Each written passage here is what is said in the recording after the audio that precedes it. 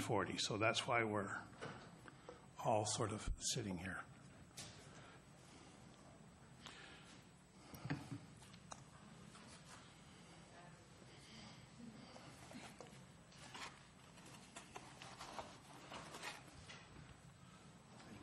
Thank you.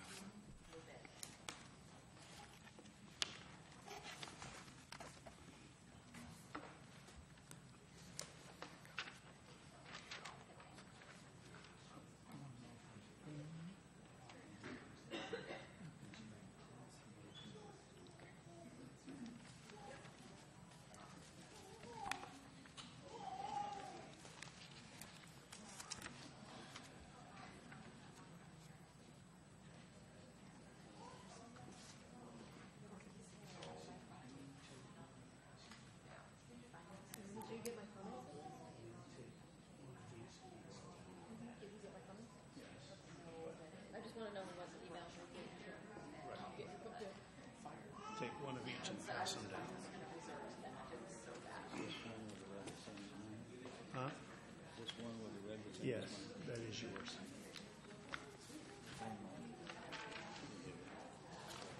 Thank you.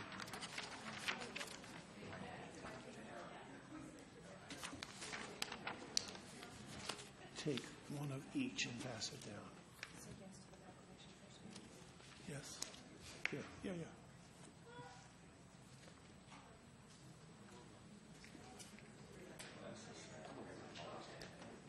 Pass it down. You're going to talk about those two, right? Yeah, the two totally separate fields.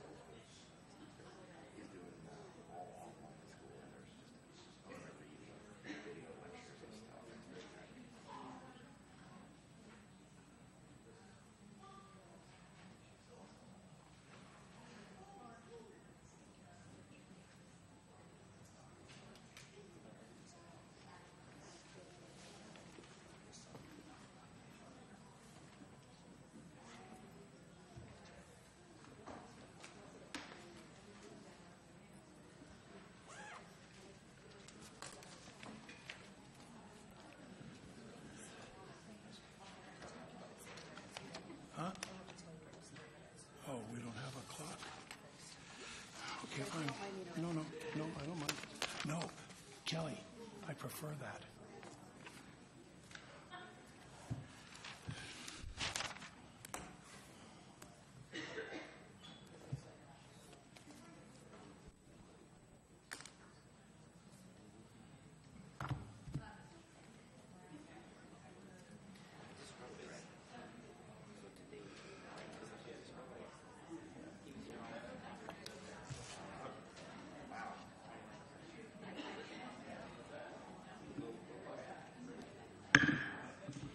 Kenmore City Council is now in session. Will the clerk please take the roll? Councilmember Curtis. Present. Councilmember Smith. Here. Councilor Sperry. Here. Deputy Mayor Van Ness. Here. Councilor Herbig. Here. Mayor Baker. Here. Councilmember Danuski. Here. If you will please, I need to adjourn the executive session and call the regular meeting to order. And if you will please stand and join me in the flag salute. I pledge allegiance To the flag of the United States of America and to the republic for which it stands, one nation under God, indivisible, with liberty and justice for all.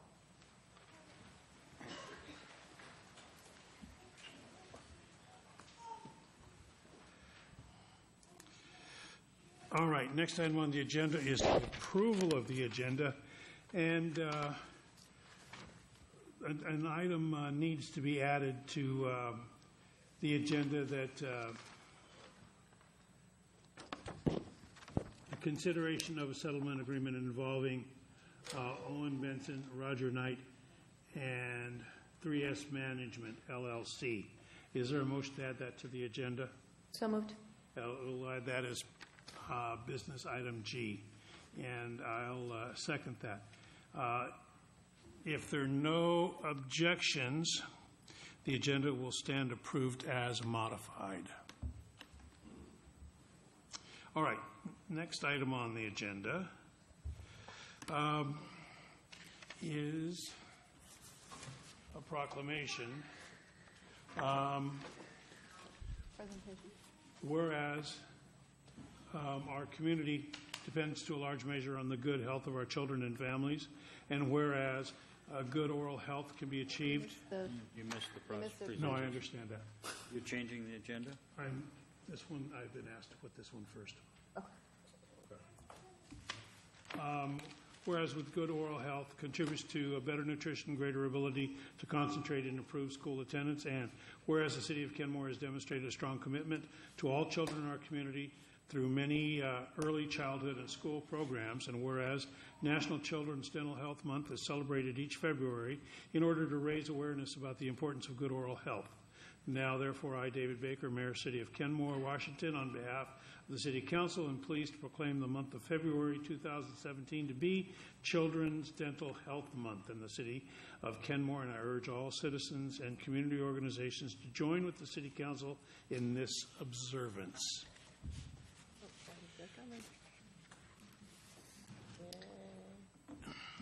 And Dr. Mott?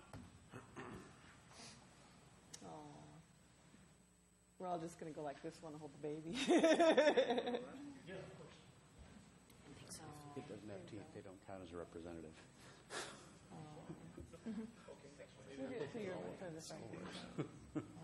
Look at that. So cute.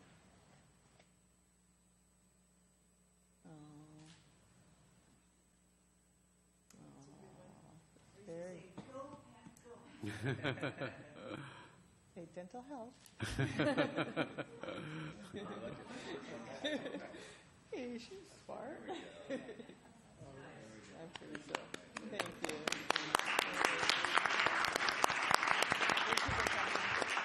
Baby is adorable. Oh my goodness.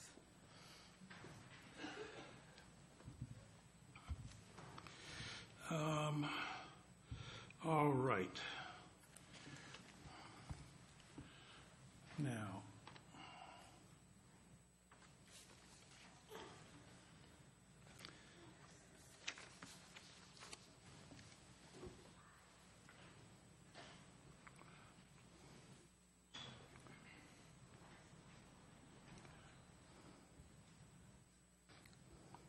we will get to this, I promise.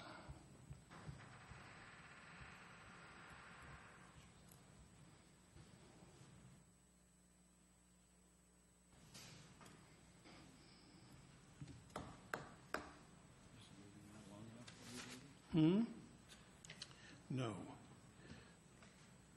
I need to make this brighter because I can't see anything here. It's too dark. There we go. Now we got it.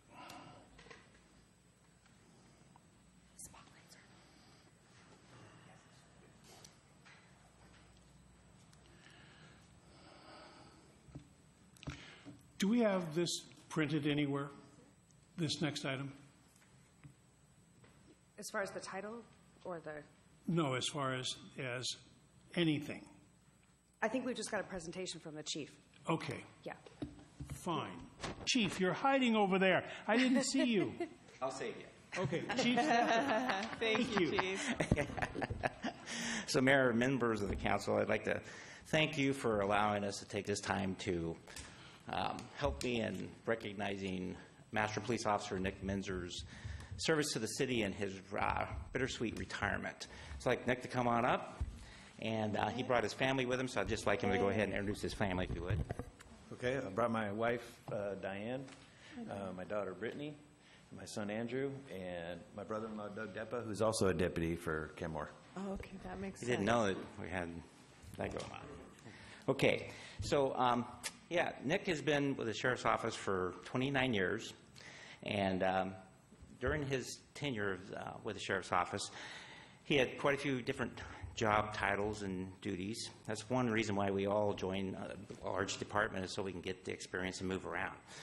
So I can remember 25 years ago when I came on, Nick was a field training officer at the precinct in which I and 3 other people came.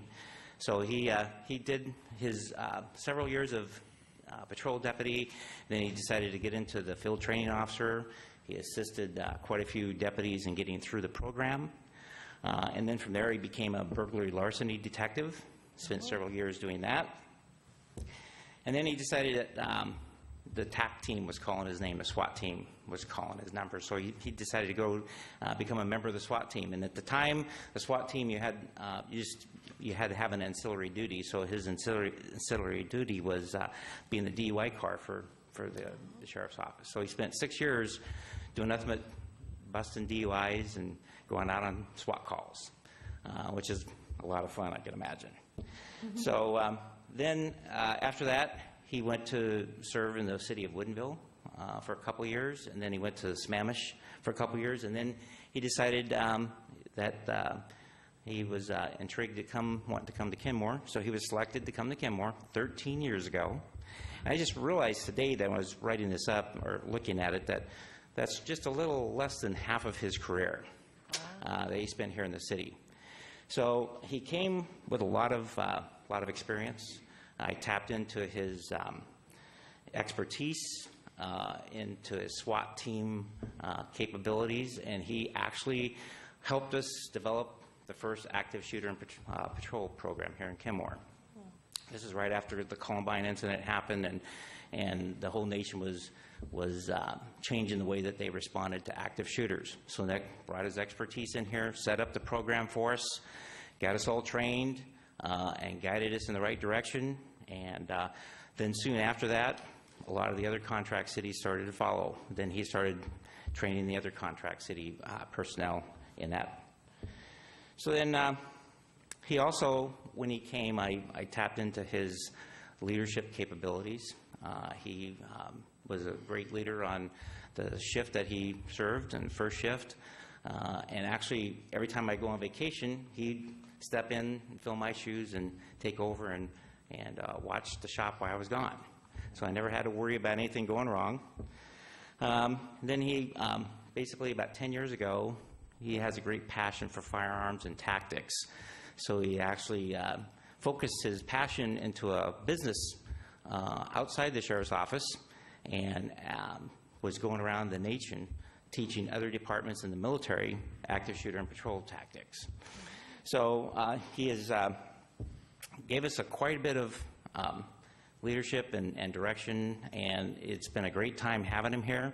He's made a great contribution to the city, and he was one of the few that actually would take, not one of the few, but one of many of the people here that would actually take ownership of the city and consider this as his city, and actively would go after criminals and make it a safe place to be. So with that, Mayor, would you like to say a few words? Yes. We really, really appreciate our police department. I mean, we've got some fabulous people, and you will be missed in the community. We're very fortunate to have people like you serving here in Kenmore. We do hear back. We get comments in about the work that's being done by the police officers in our community. So we're very, very grateful. And we have a token here of our appreciation. And if you want to come over here, we'll get by the flag so we can get some photographs with that. And this is to thank you from serving the citizens of Kenmore from May 1st, 2004 to March 1st, 2017. So awesome. Thank you. Thank you very much.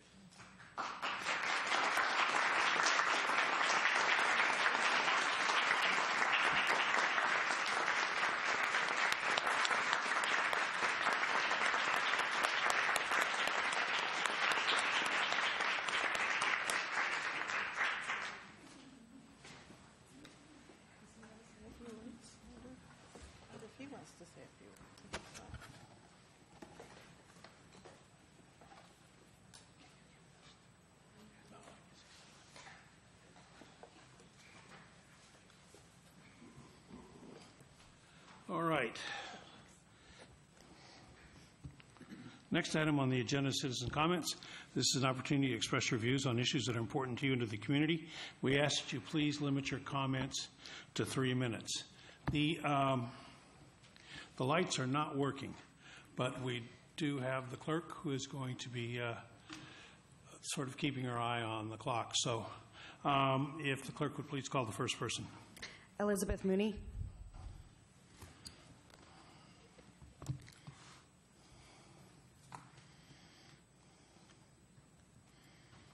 Hi, Elizabeth Mooney, 5934 Northeast 201st Street. And I'm here to talk about a couple things. But one, I'd first like to talk about the ball fields that the city's proposed to be artificially lighted turf up at St. Edward Park. A friend of mine that you know, but she can't be here tonight, and I put together a petition that we're hoping that we can put out in the next couple weeks to just explore whether there are actually more people like ourselves who would prefer, in the interest of peace and tranquility, to keep the ball field at St. Edward Park, which is an open space wetland stream surrounding it, for frisbee, dog walking, for just a more peaceful kind of place that also supports ball fields. So that's one point, but in addition to that, we did go down to Lacey. So regarding the noise impact study, I'd just like to point out that we learned from the park commissioners that they had expected the city would have already completed at a noise impact study. And apparently our staff has not done that and was already notified about that at a real estate meeting. Obviously, noise is an issue with an artificial Little League ball field. It's not going to be peaceful and tranquil. But we're hoping that we can help the city find an alternative site for a Little League lighted turf ball field. Number two, about the ball fields, could you please make sure that we do the redelineation of that open space where there's a wetland and a stream, et cetera, and make sure that your consultants, PACE, have that reviewed by the Department of Ecology and any other agencies, because frankly, none of the significant adverse environmental impacts have been assessed at that ball field, and there are potentially endangered species that haven't even been assessed. There are bats, deer, et cetera. I'm sorry, I don't know what time it is, but the main thing is just that we're going to put out something like this, hopefully. I've already just talked to 4 people. They all said, yeah, of course we'd rather have that little ball field stay. Classy is one word, quaint, quiet, and hopefully we talked to at least one council member about trying to help find you guys a more appropriate place for a louder, higher traffic, fun ball field, but not at the sanctity spot of St. Edward Park. The asphalt bill 1028 went down to Olympia, supported that, want to work with the city at making sure that that passes. And also this week we're going to be talking to Representative Jessen Farrell to follow up. 3 minutes, I'm sorry. Oh, no, I couldn't see, actually. No problem. Okay. We're at 3 minutes. If you have any suggestions on that, I already reached out to staff so that we can make sure that the rest of the West is done in keeping with public health and safety. And thank you, Councilmember Herbig, for helping with that. Sarah Baker. Thank you, Ms. Mooney.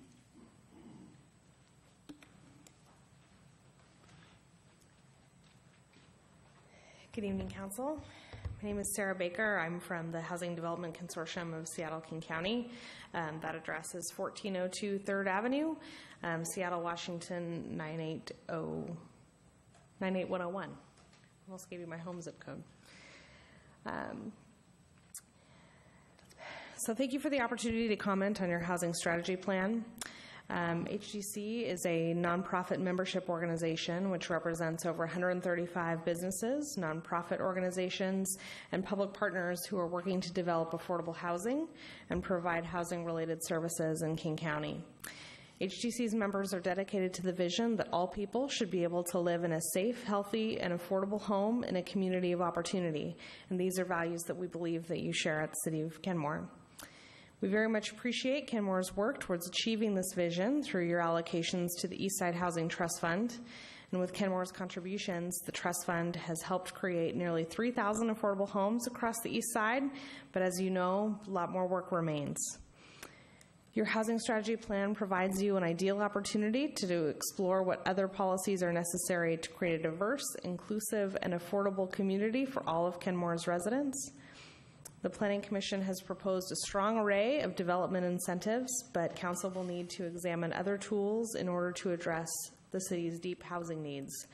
Currently, 1,400 Kenmore households are paying more than half their income for housing. To that end, we'd like to provide the following comments on housing strategy plan and the issues of public funding and tenant protections. Market-based incentive programs such as those recommended by the Planning Commission are very beneficial to low and moderate income households, but direct funding is necessary to meet the largest needs, those of the very low income households. Less than 2% of Kenmore's existing housing stock is affordable to people with very low incomes, but the countywide need for that is 12%. So City Council must add strategies to address that need gap while meeting comprehensive plan policy H325, which is to use local resources as available to leverage other public and private funding for the creation or preservation of affordable housing. It's worth noting that pre-recession, Kenmore was a leader in the Eastside Housing Trust Fund contributions, but has since fallen behind as other cities have significantly increased their contributions.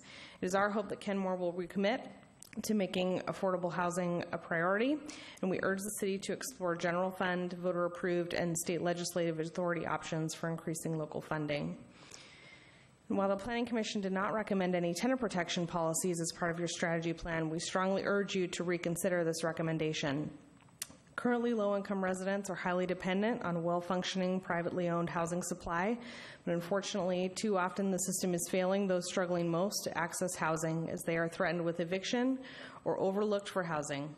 As an example, housing choice vouchers and other kinds of rental subsidies allow households the ability to rent on the private market when their personal income would not.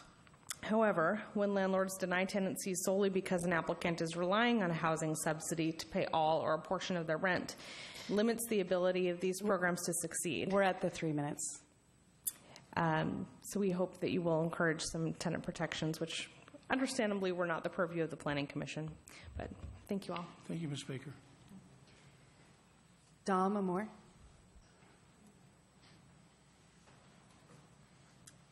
Good evening, Mr. Mayor and members of the council. Dom Amore with Puget Sound Energy. My office is located right over there in Bothell on North Creek Parkway.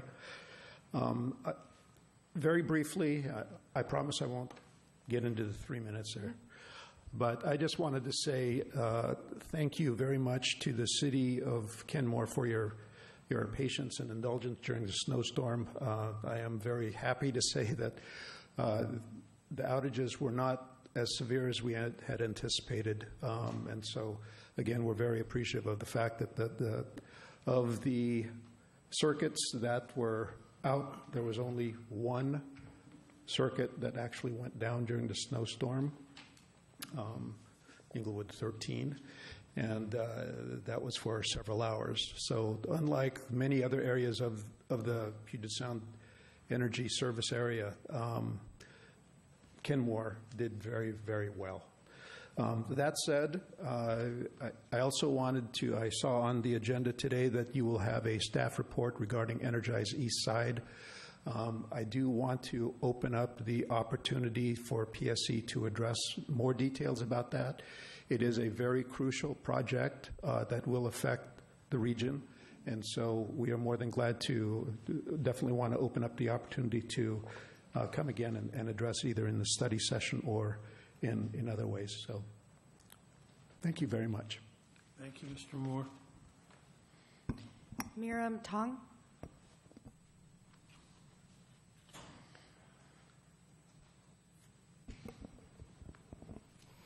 Good evening, Mr. Mayor and honored council members. My name is Miriam Tong. I live at 19215 58th Avenue Northeast, and I am a member of Indivisible in the North Seattle chapter. I recently made an email inquiry as to the status of Kenmore as a sanctuary city. Thank you, Mayor Baker, for promptly responding to say that Kenmore is a safe, welcoming, and hate-free place. Thank you also to Councilmember Nigel Herbig for responding to my question. In your letter, you referred to 2 items of interest which I and my friends are here today to ask you to take action upon.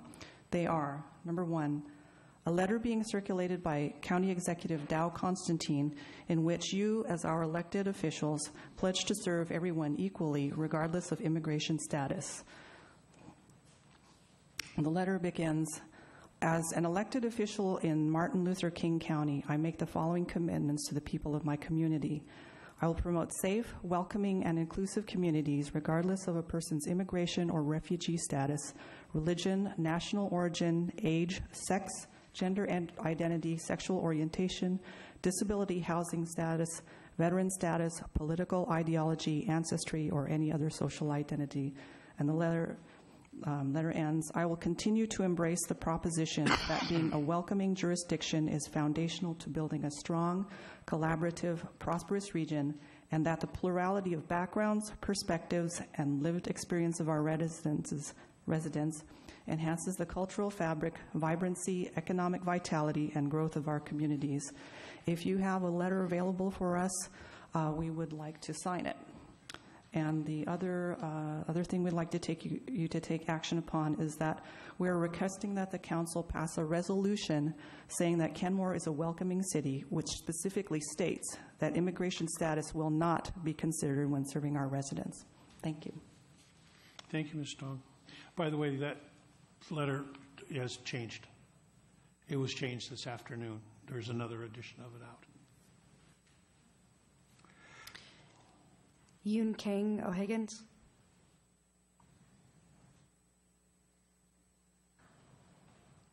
Hi.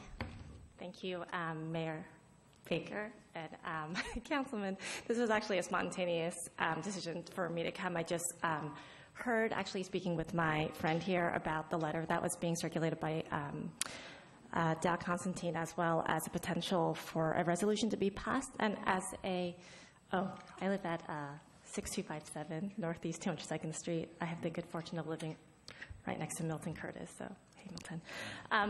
So I wanted to just say that as someone who has lived here for about 6 years, I actually work in Seattle, have lots of peers in Seattle and in Seattle Public Schools. One of the things I was disheartened by is the lack of messaging and communications by both North Shore Public Schools and as well as Kenmore about making a really strong statement, being welcoming to immigrants and making a statement during this time of what's happening nationally.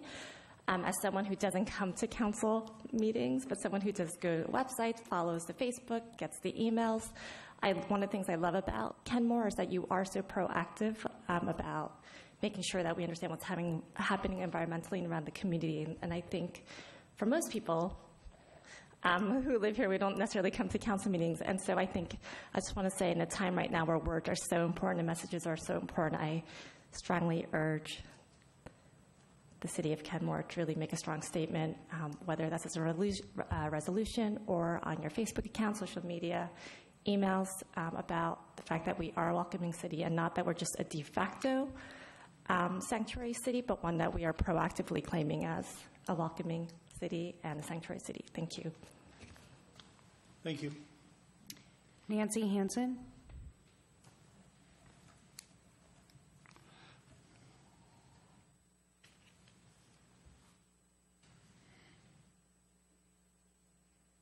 Hi. I'm new in the neighborhood, actually, not more than 2 years now, and I live at 7219 Northeast 158th Street. I'm here just mainly to support what these people have said. I don't know all of the facts about sanctuary cities, but I do know that I've talked to a lot of neighbors. I have a lot of time now to talk to neighbors, and I know that everyone is in support of the strongest resolution that can be made in Kenmore. We have a wonderful neighborhood here. I love it. And I would really like to see that we go along with the more progressive idea of helping helping people. And I just want to say that I support the strongest thing that you can possibly do, and feel that I want to go along with Seattle, the city of Seattle, and the way they are treating immigrants. That's all I have to say, so thanks. Karen Prince. Thank you, Ms. Hanson.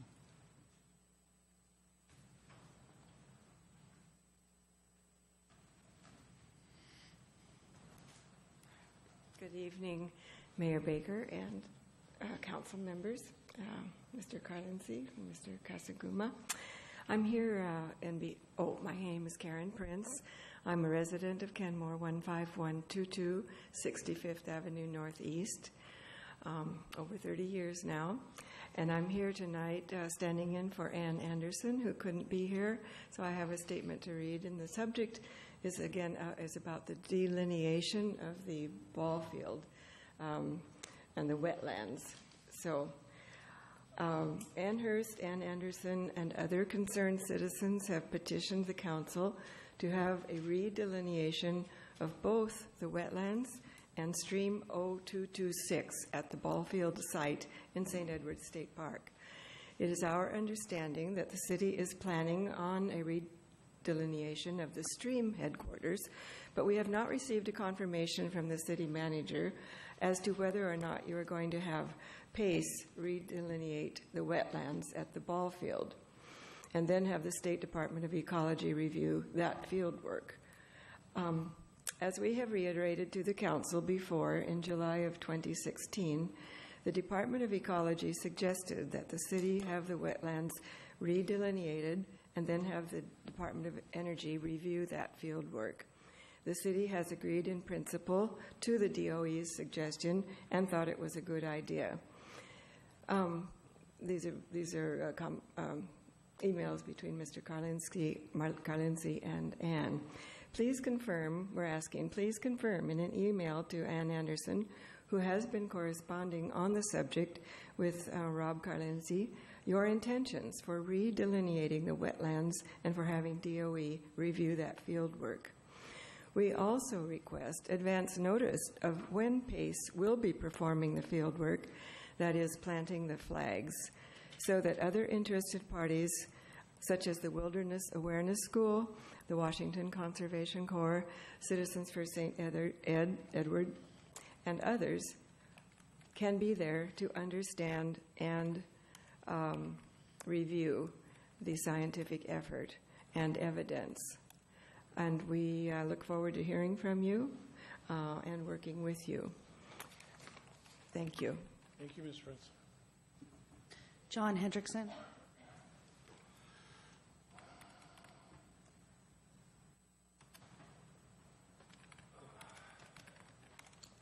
Hi, good evening. Would you please give me a 30-second notice? I'm John Hendrickson, 5919 Northeast 202nd Lane, Kenmore. I spoke to the council the last 2 times about my concern about you possibly violating the Open Public Meetings Act and your process of developing the ball fields at St. Ed's. And I want to continue with that. There's not enough time to cover everything in the past. And I have 2 subjects tonight, background subjects on it to help, and I'll finish next time when I speak to you. The first subject is I just want to talk about what I think is the over-aggressive nature of the council's approach to this development. And the first issue has to do, I just want to go back to 2008 and talk about how we were using the PAW. We tried to develop this project. We were using a PAW permit, which was not legal to use. And by using it, we were going to get around the environmental protection laws. And at the same time, there was another provision. If you had an alternative site, you couldn't use the PAW permit, but we were saying there were no alternatives when there were alternatives. So that information made its way to the State Parks Commission. And while they were supportive initially of the project, on August 7th, 2008, they rejected it unanimously. And so I want to read the response to that from our current council member, Smith, who was then a citizen, and how he responded to these folks. A week later, he wrote to the commissioner and said, "Your action on August 7th demonstrated a complete disrespect to the process, a failure in the respect that should be granted to the Camp Advisory Committee. a lack of appreciation for the will of the greater community to renovate the ball field site, a denial and repudiation of the Washington State Park staff who saw to it that all SEPA and technical aspects were met, and most importantly, a complete failure in the process and courtesy that should be afforded to the city of Kenmore. Now, things are not true here. The state parks didn't do all the SEPA work. We were using a paw permit to get around it.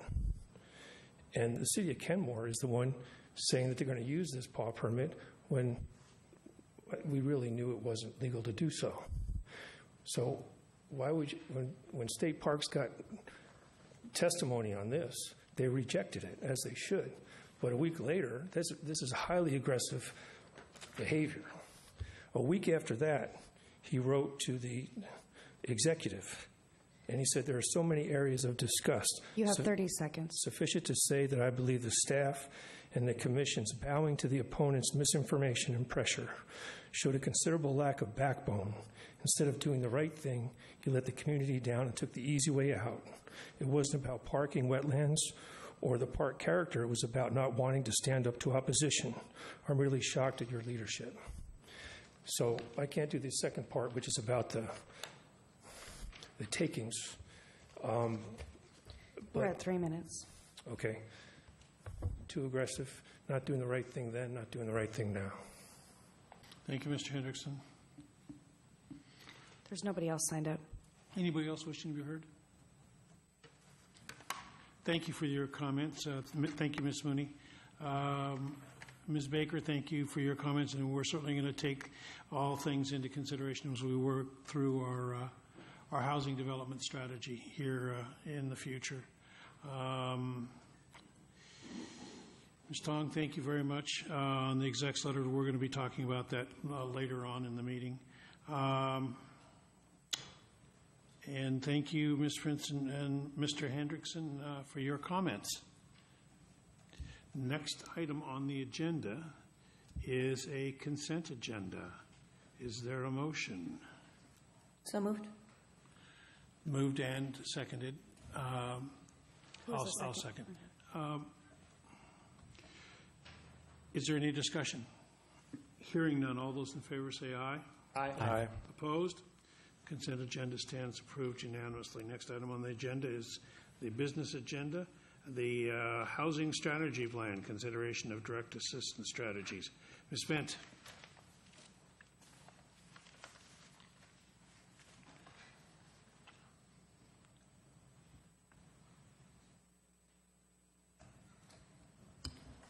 Good evening, Council. With me tonight is Laurie Anderson, Senior Planner, and representatives from Arch, Arthur Sullivan, and Mike Stanger. So we are here this evening to discuss direct assistance strategies in relation to the housing strategy. A couple of weeks ago, you heard from the Planning Commission, and they gave you their recommendations on the indirect housing strategies and their top 4 priorities. And at that same meeting, we discussed the 2017 docket, the Planning Commission Work Programme, and we sort of left a placeholder which Council could then assign one of the housing strategies to the Planning Commission to look at, but that's kind of a placeholder. So tonight we'll be talking about direct assistance strategies, and Arthur will be kind of walking through what those strategies are, the pros and cons of those strategies, and we'll be here to answer any questions.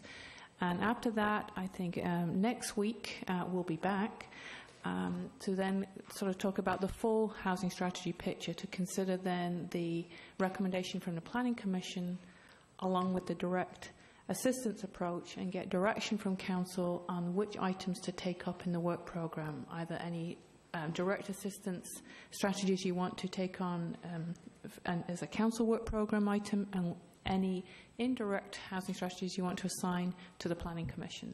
So that's kind of how we will be moving forward. But now I think I'm going to turn it over to Arthur, unless, Laurie, I've missed anything.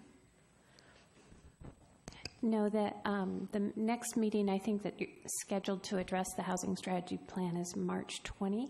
Oh, sorry. Thank you for that clarification. So Arthur was probably having a little heart attack there thinking he had to show up next week. So he has time.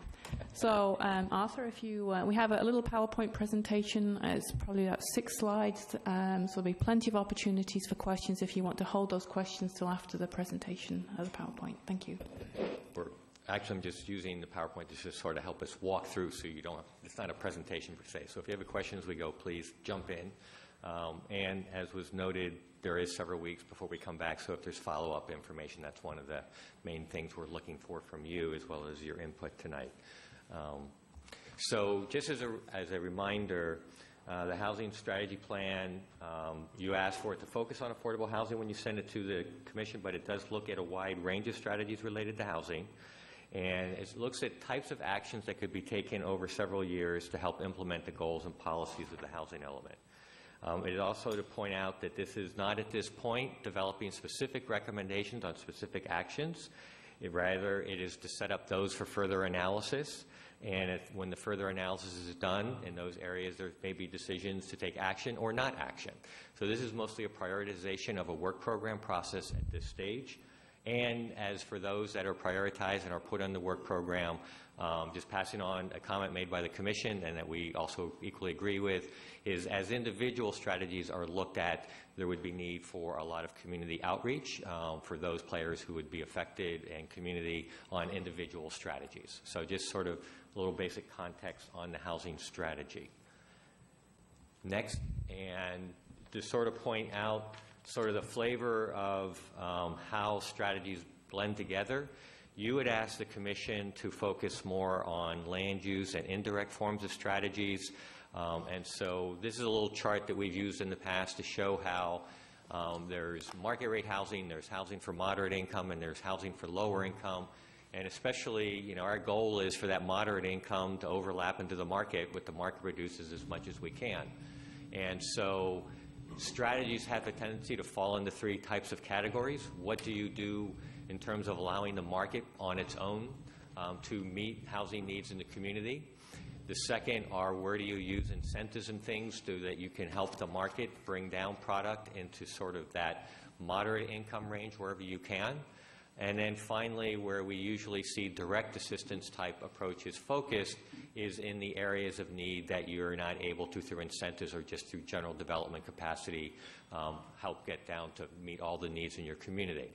So the Commission worked primarily on the first 2, and what the conversation is for tonight, and you've seen their recommendations, is to talk specifically about direct assistance, which can be things such as funding, surplus land, and fee waivers. So that just sort of gives you a context of how this conversation fits into the rest of the conversation that's been had with the Commission. This slide is basically to do what the purpose of the meeting. Debbie already covered that, so I don't need to repeat this slide, but so that just is covering what her introductory comments made. So what I want to do very quickly is talk about the kind of considerations that the Commission used in developing their priorities, and sort of also maybe they might be of relevance in your conversation tonight as well. So I just wanted to briefly go over a couple of those. The first is in the matrix that was provided, you'll see there were a number of columns, and the main categories of those columns that we were sort of trying to focus and understand strategies around were what income levels would different strategies serve, and that could be market or different levels of affordability, the very low, low, or moderate. The next was what populations may benefit. Some strategies may benefit all populations, but some may have a tendency to help certain seniors or maybe young adults or first-time buyers.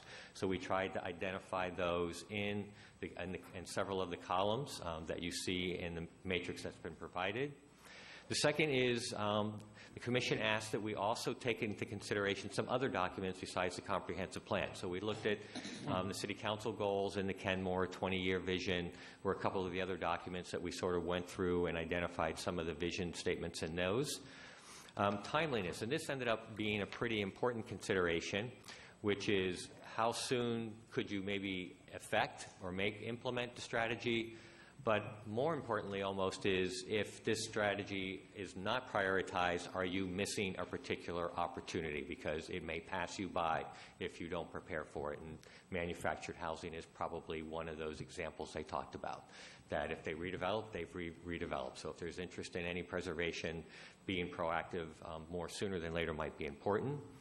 Then the other was, what is the public cost?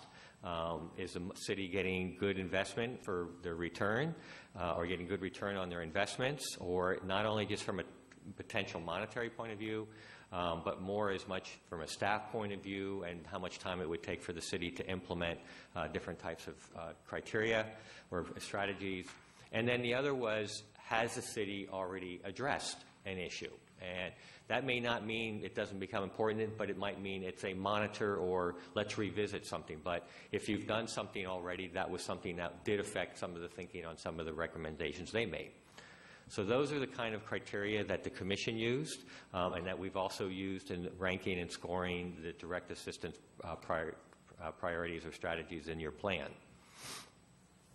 The second area is data. We did last year present you, you have a housing needs analysis that was done as part of the city's comprehensive housing element update, and we have included in your packet in attachment 3 some of the highlight. It's not to take away from other data, but certain data that seemed to stand out when we were working with the Commission. And so we pulled some of that and put it in attachment 3 as a reference for you. Some of the information in there is just reminding people of what does it mean in terms of affordability levels for different incomes. And I've just taken one part of one of the charts that was included in the packet, which shows a lot of different income levels. But for households at 30% of median income, they can afford rents of $475 to $675 per month. And which is, and then for low-income households, those who are earning 50% of median, they can afford between like $800 and $1,130 a month for their housing expenses. All of those numbers are obviously below averages in the city. So that just to give you some context. And again, with the low-income households, just reemphasizing, it's still an income though of $30,000 to $45,000 a year.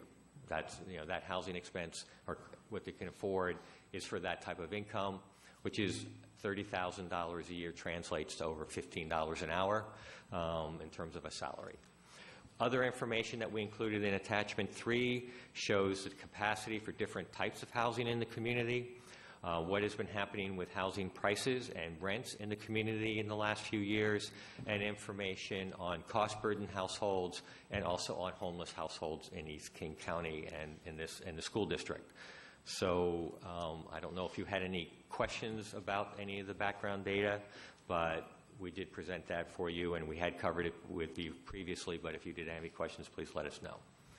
The last step that we wanted to call out, and I mentioned earlier, is building upon previous efforts. You're not starting at square zero here. You have number of things. Those are highlighted in one of the attachments. What I put up on the screen here are those that relate maybe to the conversation tonight related to direct assistance. First, you have policy or you have regulations to relax impact fees for projects that include affordability at a certain level, and you have used that in a couple projects in the past. You have been an ongoing member of ARTS since incorporation, and through the Arts Trust Fund, you have committed funds for affordable housing that have been for projects in Kenmore as well as throughout East King County. Third, you have utilized the multifamily property tax exemption program across the street in the Spencer 68 program property. And then finally, through your participation in the King County CDBG Consortium, there is a home repair program, countywide home repair program, and that has benefited residents of the city of Kenmore. So those are a few examples of where things are in place today that the city has, on your own initiative, taken on, or you have cooperated on a regional scale with. So those are sort of background elements. And then, finally, there is attachment 3 also. There are several pages about the Housing Trust Fund. And they include the contributions and projects that you have made as a city, as well as local projects that have received funding assistance in the last 10 years or so. a description of parity, which is a formula that the cities who are members of ARCH came up with. The councils came together in the late 90s, came together and came up with sort of a, if we have an overall goal, how would we know, to give us information. There's nothing mandatory under the parity program, but councils ask for that as a way to sort of measure their effort with a goal that is out there. I would point out that this is a conversation that we've been having for a couple of years now about looking at parity in the Arts Trust Fund. Councilmember Herbig has come to a couple meetings with other council members from other cities. That conversation is continuing this spring, and we hope to be coming back to all the full councils to talk more about the parity program and the trust fund and some ideas that have been circulating around there. We then also provide you great detail on every member's contributions on an annual basis. You will see in that chart that when the cities and the councils challenged themselves with the parity goals in the late 1990s, they also wanted to challenge themselves about being creative about how they can provide assistance to affordable housing. And when you look at that chart, you can notice that there's this other column, and you can notice that from time to time there's some very big numbers that pop up in that column. And it pops up for you a few times, and for you it's when you did your fee waiver. So one of the things that we've acknowledged is that there are ways that cities can directly assist affordable housing through means other than just cash resources. Those are just as valuable to projects, and if the cities are able to do that, we should acknowledge that and be that as one of the creative ways to get to higher goals in terms of assisting with affordable housing. And so that information is provided not only for your city, but you can see that for each city. And then finally, we've given you a list of projects that have been funded through the trust fund over the years. The main thing I would call out from that is we've always acknowledged, or the cities and members have said, we understand there are a wide range of different housing needs in our community, and we want to use the trust fund to try to fund at some relative proportion all of these different needs. So you'll see that the projects are listed as families, seniors, homeless, and households with special needs, which means people who are living in housing where the residents need some type of service, not just to have a place to live, but some services that go with that residency. And we established long-term goals based on relative need, and so you see those numbers in there, and we watch over time. And so one of our major goals is to create that balance over time, not necessarily every year, but over time sort of meet that balance. The other balance that doesn't show up as explicitly is geographic balance. While projects, you all are willing to contribute to projects that get funded all over East King County, we do watch over time, and the goal is that over time we will see affordable housing in all of the communities that are members of ARCH and that are participating in ARCH. And that is something we've been, I think, very successful at, is seeing affordable housing throughout East King County, and that's one of the stated goals of the program.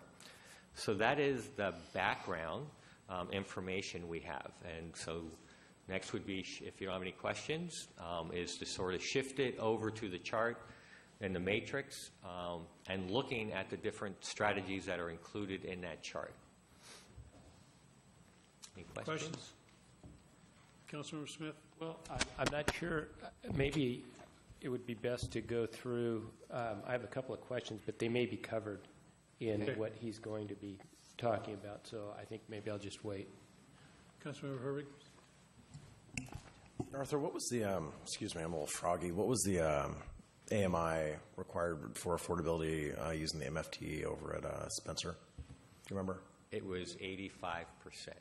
Okay. I just, again, when I was reviewing this, it kind of blew my mind to look at what average rents are in Kenmore versus King County, and our average rents are probably in the 80% range. Mm-hmm. And here we are giving away a 12-year property tax abatement to essentially get market rate apartments. I still think that we made a mistake with that. It was before my time, but I think that we made a mistake with that, and I think that we need to fix that and bring that, the requirement for using the MFTE to something more meaningful. So that's something I would like to see as we go through this. And that's in your purview. I think two comments. One, that's in your purview, that the affordability levels would be determined by council. The other is that the data there shows you average rents, which means existing as well as new. And new buildings have a tendency to have higher rents. And so It isn't necessarily the same rents as the other units in those buildings, but yes, they're probably not that different or similar to rents for some of the existing. But for that building, the rents probably in those units are somewhat discounted, but point. Hey, Mr. Mayor, actually, I do have a comment.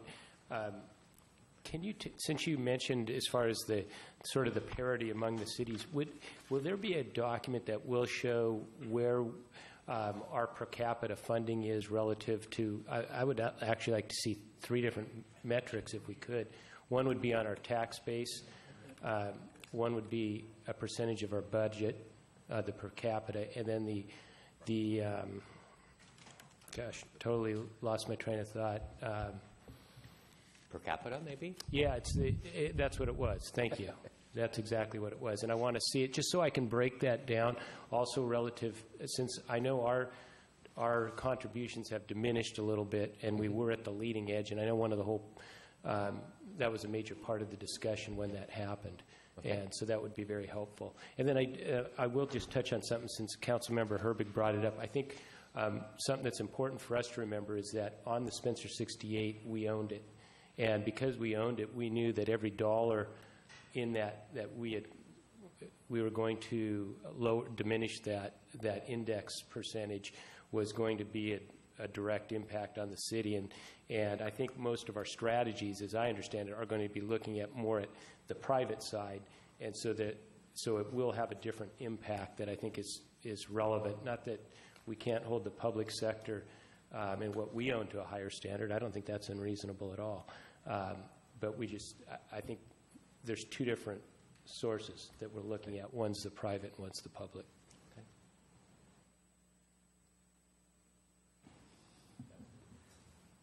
Councilmember Curtis? I guess I just have a general question. So I arranged my questions by attachment. So each attachment I have questions on. Are you going to go through it in that format, or I'm just trying to figure out how my questions will fit in? No, they're not. Okay. Because I could just email them the stuff later. So I basically have gone through attachment 3 because that was all background information.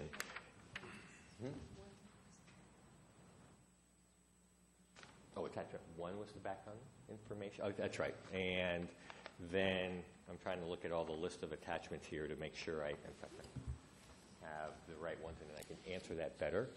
I just had a single PDF, so when I downloaded it, the PDF, I wasn't looking per se that way. So if I had the memo, and I can answer your question better. So 1 is the background, which we did just go through that. And 2 is, why don't you go ahead and jump in, and then I will. I'll go ahead. How about that? So attachment 1 was background information, and there were several pieces. I think those were all put together in a PDF, but it included a range of information. Attachment 2 is a matrix of possible direct assistance strategies. That is duplicated here on the overhead, but the actual matrix includes the analysis of all those criteria that Arthur went over, population served, et cetera. Attachment 3 is the summary of the Planning Commission's recommendations on the other strategies. So that's the full information from the Planning Commission about what they recommended. And again, these aren't recommendations for adoption. These are recommendations in all cases for looking at something more carefully. And then number 4 is the unabridged housing strategy matrix. So that includes everything with the full analysis of all of the criteria. Right. So based on that, we've been basically going over attachment 1. And I'm essentially done with that, and we're ready to jump into attachment 2. We were not necessarily planning on reviewing attachment 3 tonight. The purpose of tonight is to focus more on attachment 2, but we provided that as background. So the rest of the conversation is meant to focus more around attachment 2 tonight. And then the goal is at the following meeting, we'd come back and then look at a combined chart with both the commissions and what you discussed tonight.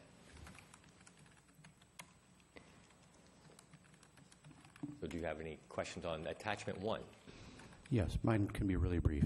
So I had a question on the ADUs per 1,000 square feet detached home. Yes. And Mercer Island was just so different than all the rest of us. And I'm sure there's a mathematical reason, like size of houses or outhouses that could be turned into second dwellings or something. No. No. Okay. So I was We just wish we curious. could figure it out. It was such an outlier. It just seemed like there must be a reason. Well, what I would say, though, is Mercer Island back in the mid-'90s said, aha, ADUs. That's our ticket to deal with GMA. It's a really important tool to us. And when they were designing their programs, they were always very, very conscious of that. And so they have managed over the years to keep their fees low. They did grandfathering provisions, but that doesn't seem to fully explain because their rules aren't all that different from some of the other jurisdictions that we work with. So there is something there, but I think we use it as an example and maybe an aspirational one because I think Mercer Island's neighborhoods are as stable and solid as any have ever been. And then my second question related to having the comparison using donations per capita. Mm-hmm. So we've already addressed that. And then the last one for attachment 1 was under local housing strategies, there was sort of a grid. Mm-hmm. And the ADUs, there was no note for Kenmore having any regulatory incentives. That's because of the fine print. And the fine print says you have to be over a certain ratio to get a dot, because everybody would have got a dot otherwise. Okay. So there's a fine print. We say everybody has them, but some of them have gotten more results, and that's how that line was done. All right, thank you. Okay.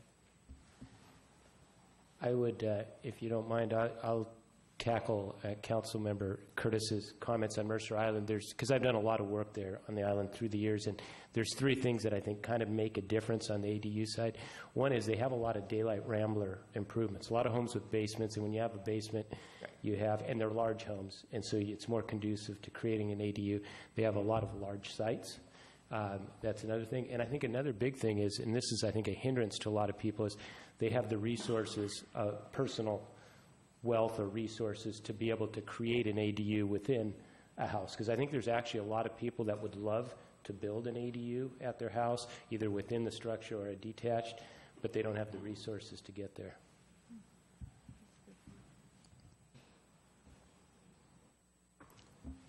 Any other questions? Yeah, Councilmember Herbig. Yeah, and I may have not heard Councilmember Smith ask this, but I know he asked for a couple different figures, and I'd like to get an idea of donations as a percentage of general fund compared to other cities. Okay, I think that was asked. Okay. Thank you. Councilmember Sperry. Thank you, Arthur, for being here. It's always good to see you and all your hard work on this. A couple of words. One of the things that I always struggle with philosophically in our city is we have quite an income range. We have very low income all the way to very high income and everything in between. And obviously we have changing dynamics in terms of we have, any front page of the paper will tell you that Seattle is a wonderful target for high-tech employees from all over the world. And so they earn very high salaries, and that's great. So what I struggle with as a council member is we've got very low income all the way up to very high income. But if we take, I've heard the term donation, somehow it's a donation that we are providing to the Arts Trust Fund. It's actually not. We're taking from the people whether they have very low income or very high income or anywhere in between. And so that's where I always struggle as a council member. Is that really fair? How are we really doing that? And one example would be is just keeping things affordable for residents who have lived in the community a long time and are having a hard time paying the property taxes and the ongoing maintenance costs of the house. So my question that I had actually asked was, is there any way that people can make voluntary donations, like actual donations, to the Arts Trust Fund or something like that that would serve to benefit the supply of basically income-qualified housing? Legally, yes, and we actually got the proceeds of a Bowl-O-Rama once. Of what? Bowlerama. Is that like I don't even know like what a you're... marathon for bowling or something? Oh, some I club thought or somebody something. sold a bowling alley or something, and I was like, what? No, there was some bowling event, and we got a check anonymously. Mm-hmm. So legally, yes, but the thing I would note is if you look at the list of projects that have been funded in the past, and you look at some of the pie charts we've shown you, there are groups that have come to us for assistance. We don't build the housing, Arch, the cities don't build it. Right, I understand Groups like that. Hope Link, et cetera, come to us. Well, they're going out and they're doing fundraising to bring in private dollars as well. And sometimes you ask yourself, what's the best way to use that money? To let it go straight to the player who's going to use it, or filter it through the public sector? So yes, we could be that form. I see what you're saying. So it's really handled by people donating to the partnering organizations, is what you're saying. And we have a number of projects over the years, especially those for homeless and special needs, in which they are bringing in community support through donations to the agencies directly. But there may be at some point, I've always wondered about this, some conduit where it's, something like if the realtors want to do a little bit per commission like Windermere does there, but some others did, too small or whatever per se, but if there's a place to bank it. But, I used to be on the development side and we were fundraising, so there's a balance No, that's there. a great point. I hadn't really considered that aspect of it. Yeah, that's good. I guess I was just thinking about the Mary's Place that we're having them come here, and how they partnered with, I think, Starbucks. It was like $4.5 million or it was just an amazing amount of money. So there's just a lot of wealth in the community, and it seems like, Mr. Mayor, I'm talking. Thank you. Appreciate it, but there's other things here. Okay, I'll wait till you're done then. Right. So just as a fun example of that is back in the late 90s when Habitat was building some housing near Microsoft. Guess what? Microsoft donated for all the houses. They donated all the windows. I get it. Okay. So yes, we often are seeing very significant private contributions channeling through people who are asking for some support from us.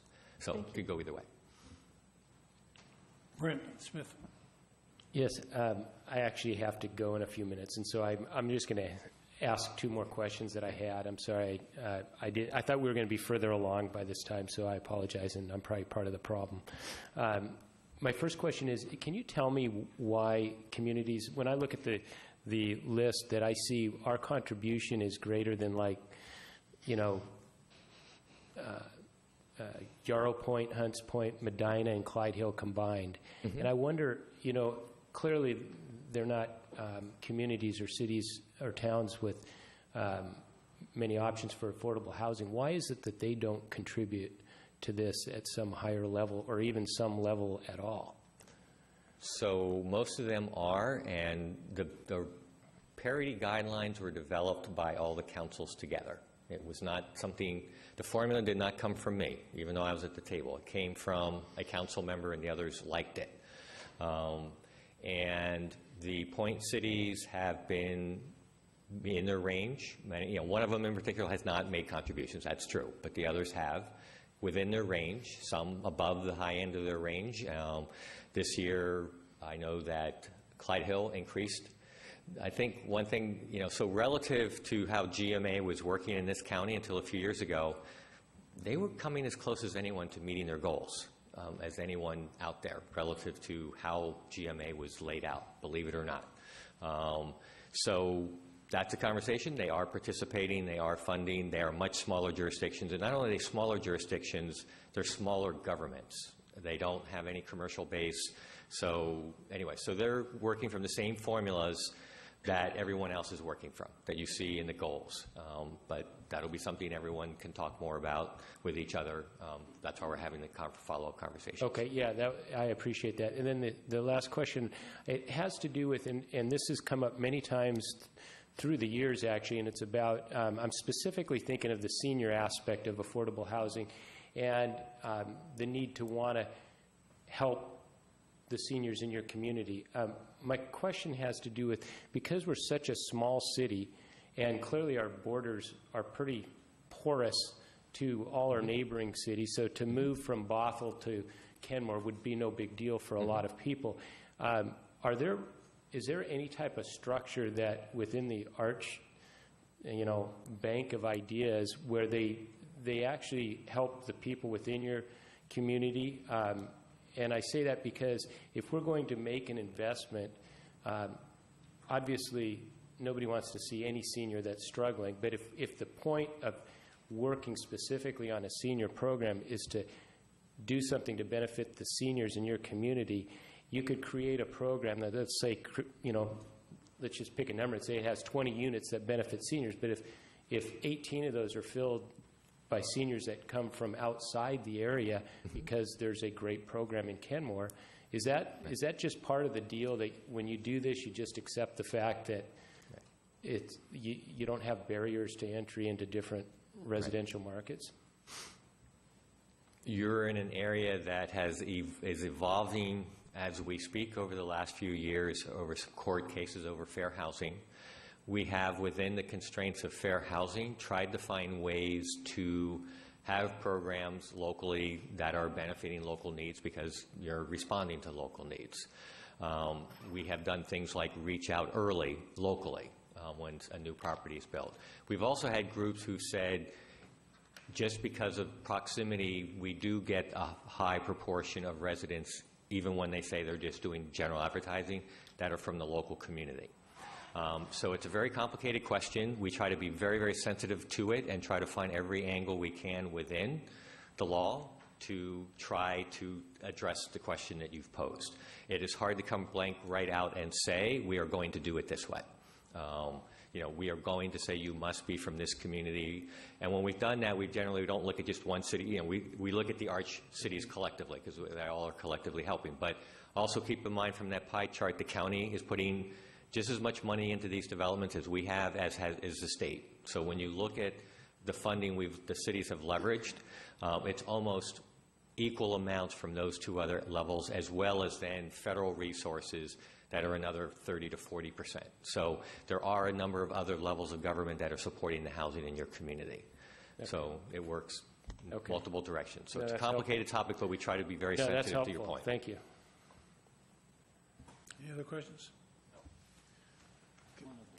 Yeah, go ahead. Deputy Mayor. When Councilmember Sperry mentioned the possibility of private contributions, I got to thinking, Arch is a nonprofit organization. I guess if one contributed to it, it would be tax deduction. But I think contributions, my thoughts are if there was some way to funnel private dollars with before tax dollars into affordable housing, it might stimulate more private investment in it. Has there been any talk of doing that at the federal level?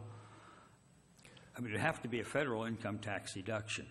And if you look at the pie chart, you'll see this thing called tax credits, and you'll see it's a really big slice of the pie. I don't know exactly which page it's on in your packet because I don't have the full packet.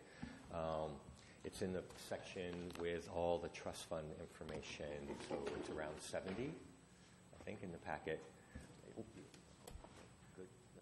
Go forward. No,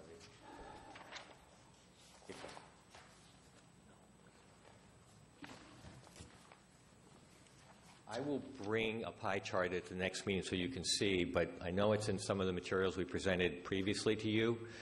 There is a program that basically does exactly what you're saying, that people who invest in affordable housing get a tax shelter from income taxes for 10 years, and exchange, and what they do is they give donations, or to get that tax credit, they give cash to the developer. The project that's in front of you tonight, for the subsequent on the trust fund, 50% of the money to build that project is coming from the tax credit program. Okay, thank you. Councilor Herbig. I'd just like to point out we're talking about the area of direct contributions that, for many years we were giving somewhere in the neighborhood of $75,000 from our general fund every year to Arch, which in the grand scheme of our budgets is not a huge amount of money. And in the last, I'm just looking at this here, it looks like, that has since dropped from the recession. We dropped that down to 50, and then the last couple of years we dropped that down to 30 in general fund revenues, in general fund donations. So right now we're kind of there seems to be reluctance to talk about increasing, we're talking about tens of thousands of dollars, just $20,000, $30,000, $40,000. And I'll point out that later on in this meeting, we're likely going to adjust a $400,000 adjustment to a parks project, which is important. I have nothing against that project. I'll likely vote yes on the additional money to make that successful. But while we're sitting here talking about and imagining a world where the private market and citizens will take care of affordable housing, which I think we've seen is not reality, otherwise we wouldn't have an affordable housing crisis right now and a homeless crisis.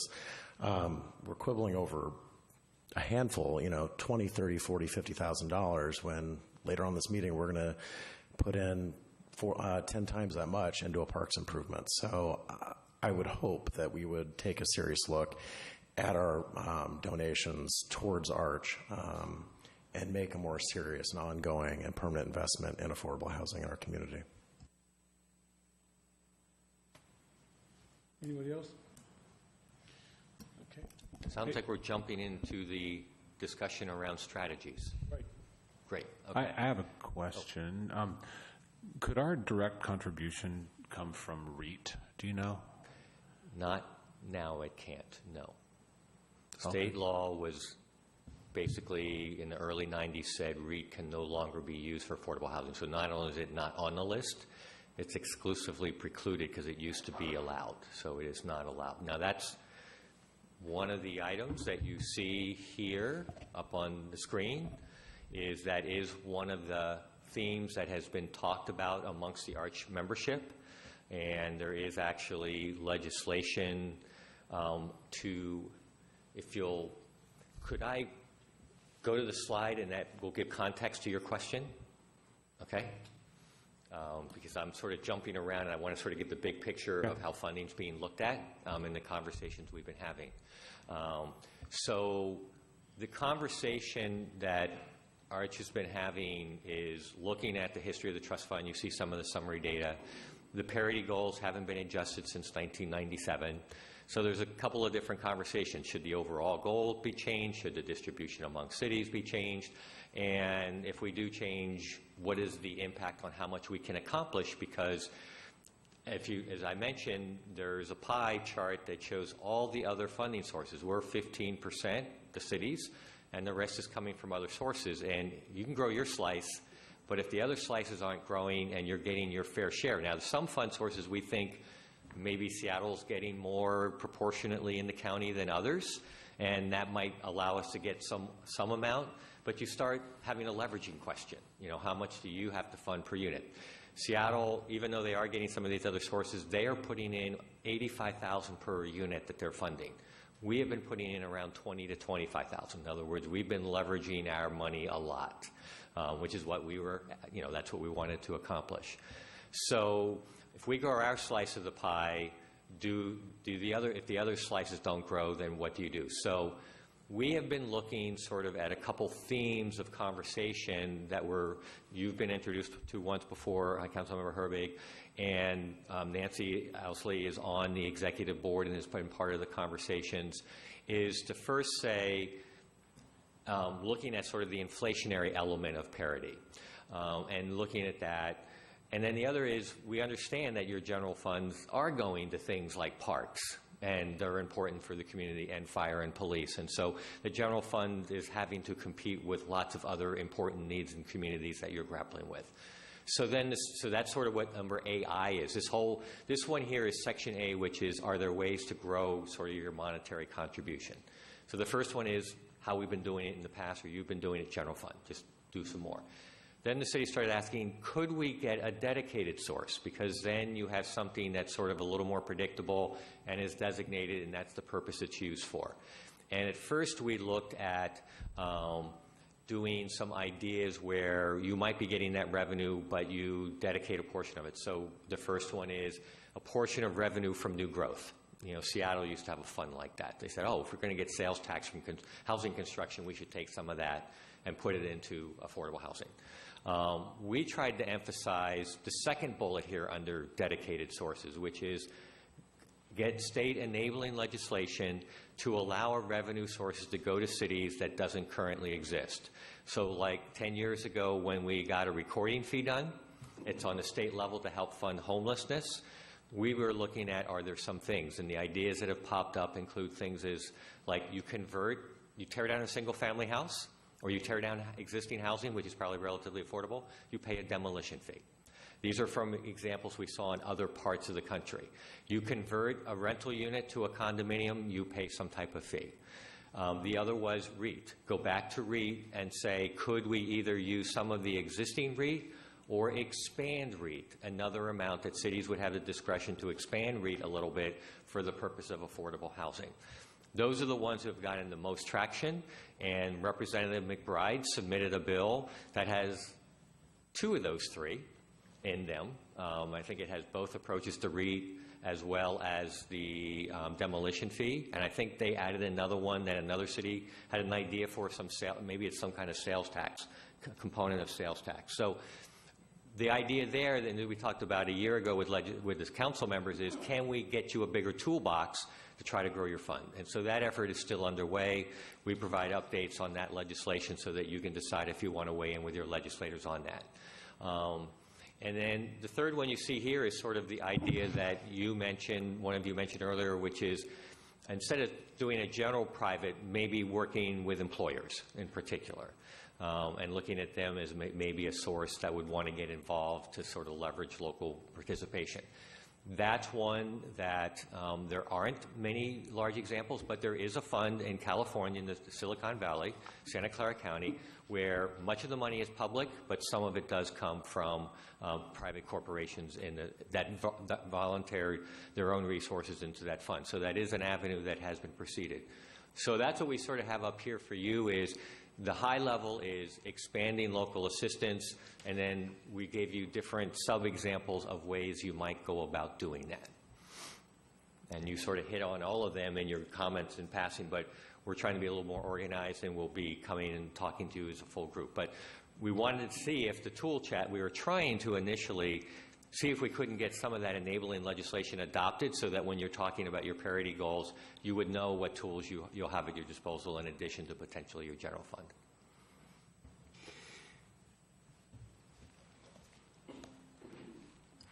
Councilmember Curtis. So here are my thoughts on attachment 2. So I broke them into two basic groups. One is how to increase dollars available for funding. And the things that I think I could support would be allocating portions of property tax from new growth, working with local employers, and then some of the things you just mentioned, working at the state level to, like the demolition fee for when people convert from a condo, from a house to condo, those sort of things, I would definitely be able to support.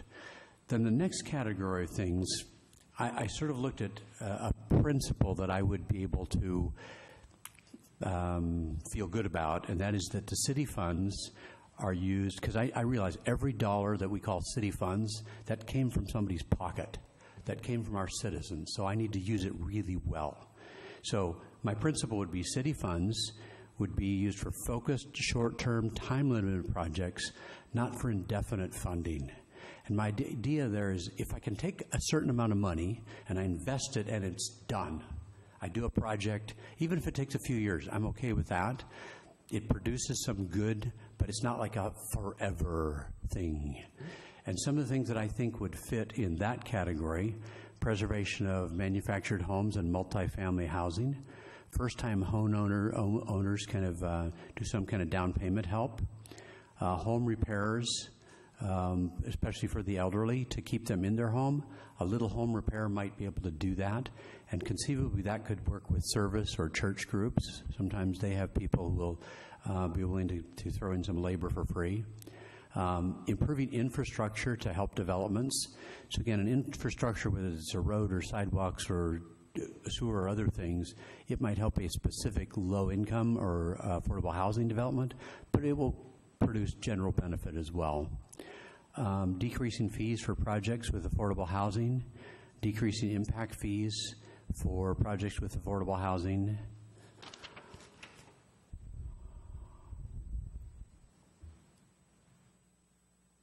decreasing ADU, this is a slightly different category, but decreasing ADU, no, this would be more in the regulation area. Let's leave that out. So those were the ones that would fit in kind of attachment 2.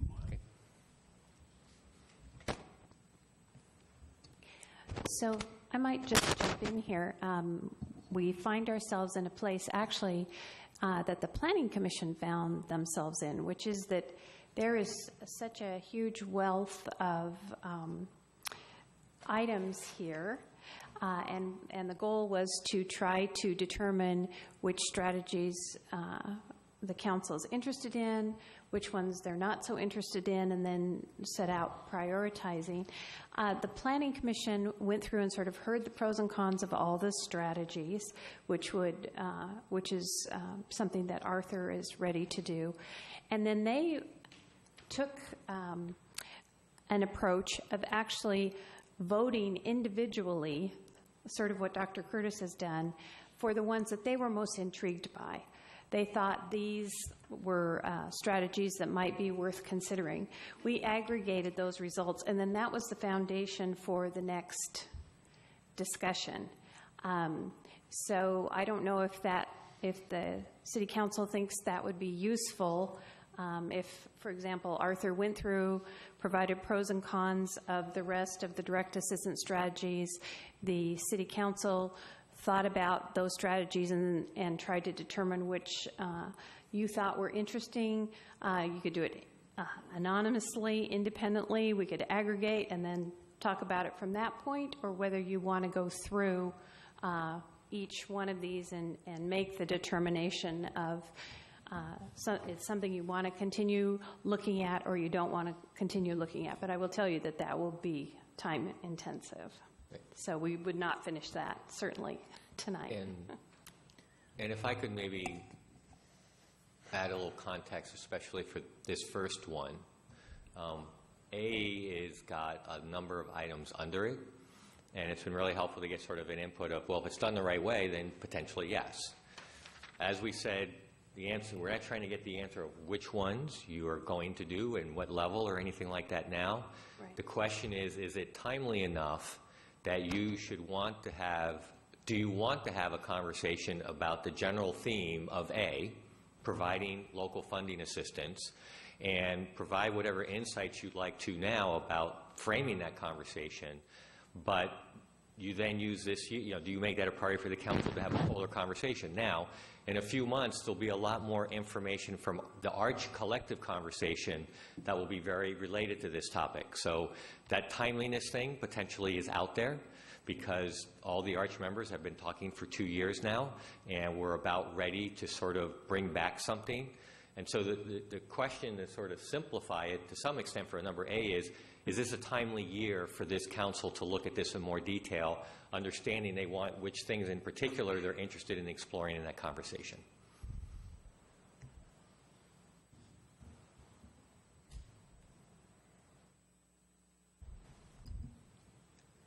I guess I don't understand the question.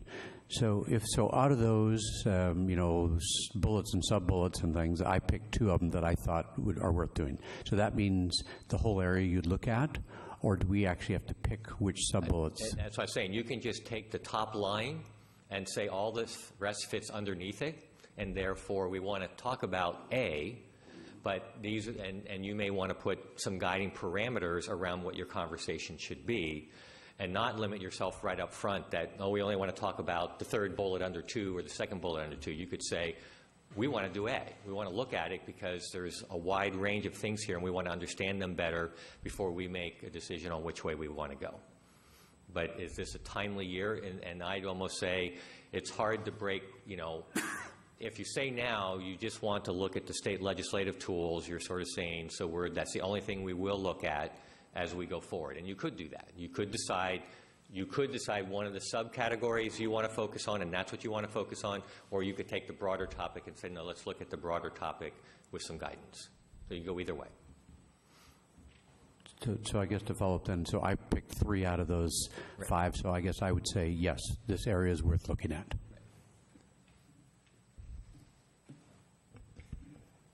Councilor Sperry. So Arthur, you said there's some you said something about bringing back something. Yes. So what are you talking about, and what kind of time frame are you talking about? Right. So the thing we're looking at bringing back is some history on parity, some proposals for a potential inflationary correction to the parity goals, not changing the basic concept of parity. It's voluntary. It's still voluntary. We're not looking at doing anything with that. Mm-hmm. And then also having a conversation, is the inflationary index where we want to go, or do we want to go further? And then we've been talking about potential tools that might be at city's disposal and having that conversation. So this conversation that you're talking about is the council, the arch members that are talking about it, and then there'll be some, hopefully, agreement, and then we would see it. Okay. Right. The executive board has been working on this for about 2 years. We've had 2 meetings with 1 representative from each council. Mm-hmm. We've had 2 of those meetings, and then we're trying to have another one within the next quarter. Mm-hmm. And after that, we're hoping we'll have enough consensus to go back to all individual councils. And then the other piece, you mentioned, that there are some bills in the legislature, and obviously, yes. I don't know what the outcome will be, but yes. We would hopefully know not too long from now. So, right. With those 2 factors, it seems to me that that's the time to have a more detailed conversation. Mm-hmm. Right. So. Thank you. Okay. Deputy Mayor? I'd like to ask a question that's a little different. Sorry, the question's a little different. We've been talking mainly about avenues of getting funding for affordable housing, to enable affordable housing, to stimulate it, to get it done. Yet we have a lot of affordable housing already in the city of Kenmore, a lot of it in our trailer parks, and we mentioned that. There's a big variation in the quality of those trailer parks. But one thing that has occurred to me is, okay, what happens when those trailer parks, if and when they get redeveloped, where do these people go? If we build affordable housing through these various programs that we've been talking about here, then it will be here for them to move into, but not if somebody from some other community moves into them first. Mm-hmm. And how affordable are the units that we're talking about building here with all these funding sources? Okay. How do they compare with the affordability of the living conditions that people have in these trailer parks now? Can those people afford what we're talking about, or are they at a lower level? And could they, is there a way to stimulate or encourage people to move out of these trailer parks into something nicer, newer, better that we're building here? Or is it too big a step for them to make that kind of a financial change? And so then they stay where they are. Mm-hmm. And then when the trailer park gets redeveloped, they may get some relocation allowance, but still, it's a real burden on those folks to relocate. And where do they relocate to? Where is something as affordable as what they already have? Probably nowhere. Right. Are we addressing that kind of a concern? It's bothered me for a long time, and I haven't really heard an answer to it. Right. I'm trying to do very quick answers because, again, this is to decide how you prioritize it, but just to give you some context.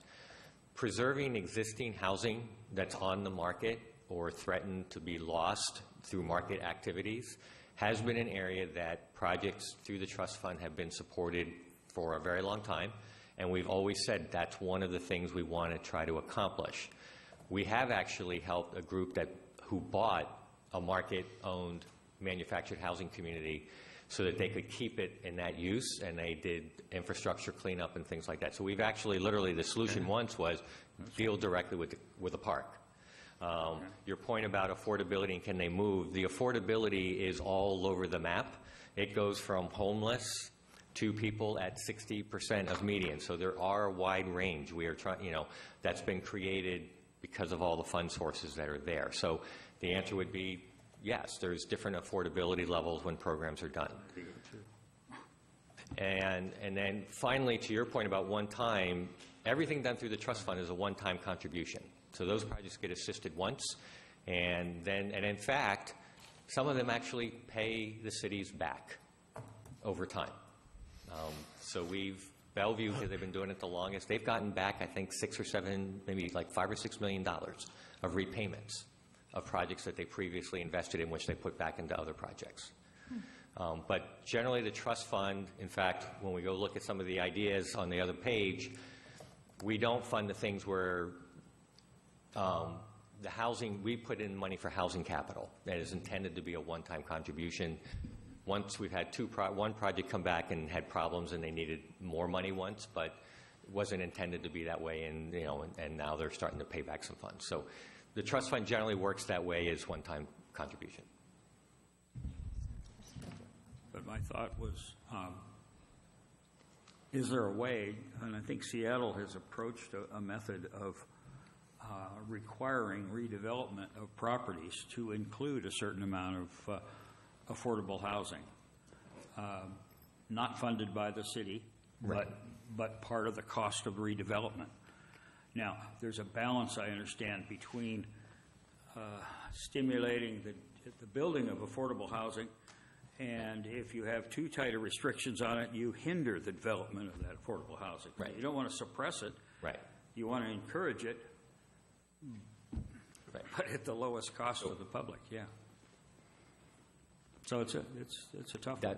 That one definitely gets into land use legal issues about requiring replacement. Like with manufactured housing, there's a lot of law around that area about how much you can only limit to a very limited basis.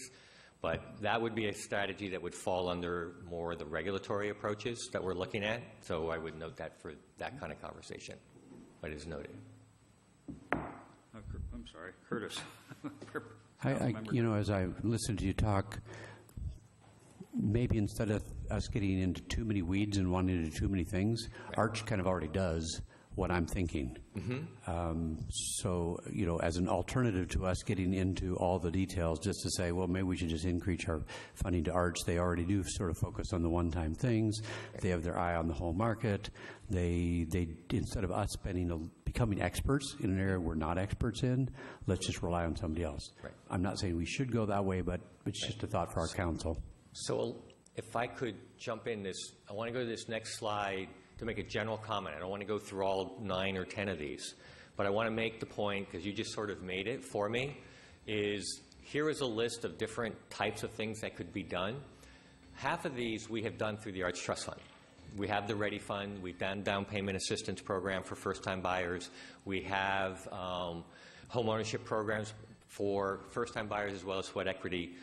And again, going back, the general theme could be, if you feel this is an appropriate year for you to put on your general conversation, your contribution, we at that time could also visit so you understand how those contributions are being used in more detail for you, and see whether or not there's areas that you would like to pass back through the trust fund process to say, why haven't we looked at this harder?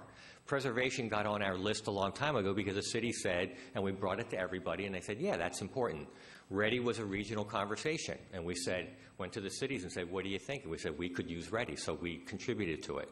So Ready the trust fund is a place where cities can talk collectively and then start, but the caution is not being too prescriptive, because we're trying to leverage so many other dollars with all their rules, et cetera. But we have still always wanted the trust fund for you to feel like it's accomplishing your needs.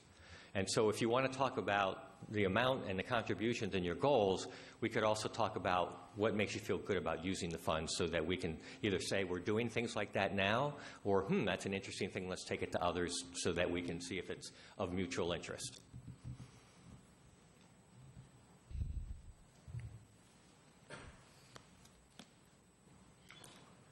Councilmember Sperry? Thank you. So the very last one is kind of an odd one for me. Home visits and meals? Yes.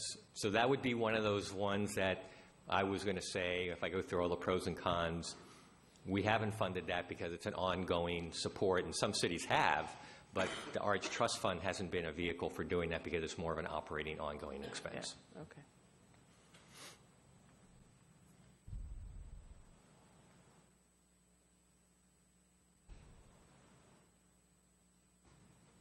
See any more questions here? We've been talking mostly about money and that. There are a few in here on the last section that deal with, somebody already mentioned that you are doing permanent impact fees waivers. but surplus land, which you have to have the land to deal with it, and utilize things such as credit enhancement. In terms of some brief pros and cons to each of those, one, reviewing permanent impact fees you're doing. So in my mind, that's not as you're doing it. You have something in place. It might be worth monitoring, and in fact, I think it might have been on the monitoring list. So in terms of what the city's already doing, I would say you've already got a pretty good position on that, and it's a matter of does it feel like it's working the right way, and the few projects you've had come through that have met the qualifications have been able to use it. Surplus land, there may be some timeliness, yes. Wait, did I just hear you say that we're already waiving impact fees for affordable housing? Yes. That's news to me. Really? Yes. We have an ordinance saying so? Yes. Oh. And you've done it. You've been on the books for even pre-your time, I believe. So they were able to use it for a few units across the street because they did agree to keep some units at 50% of median. Those units received a small fee waiver. Because state law changed allowing that to happen back in 2011. You could do it before 2011. You just had to jump through some different hoops. Oh, and so that's what the city did? Yes. Oh, okay. All right. But you're right. Legislation did change that makes it a little more straightforward now. And in fact, I'm looking over at Brian. I'm putting you on the spot. We were looking at potentially some tweaks based on the state legislation. Right. So we've been working with your staff in the update. So there might be some tweaks to it because of the state legislation. And we did implement that provision for Spencer 68? Just for the ones at 50 they had some at 50%. Right. There were some units, not many, like 5. Right. And so those units met the requirement. That is sounding familiar now. Yeah, okay. But other than that, that tool has not been utilized in the city, correct? It was used for the Kenmore project, the Lehigh project, Copper Lantern. Oh, okay. Okay, so we've used it a couple times. And then you used it once for the older ones, that Heron Landing. Also got some way back, I believe. Got it. Okay, good. Good to hear that it's being used. Right. Yes. So that's what I'm saying. You have a program. It has been able to be used a couple times. So that doesn't seem like an urgent one. It might be worth checking at some point to see if if the market conditions change anything. But you've had something on the books on that one. Councilmember Herbert. Is that program, is that discretionary? Is that up to the permitting folks if they want to waive those fees, or is that just anything that falls under this category gets if it meets the criteria, it is done administratively, but if it meets the criteria, it receives it. It's not, is it 80%? I think, is it lower than 80 in the code? 85. In the code, okay, so it varies on that. So you may want to look at what is the right affordability level. But And do we have to reimburse ourselves for the foregone revenue? No. Okay.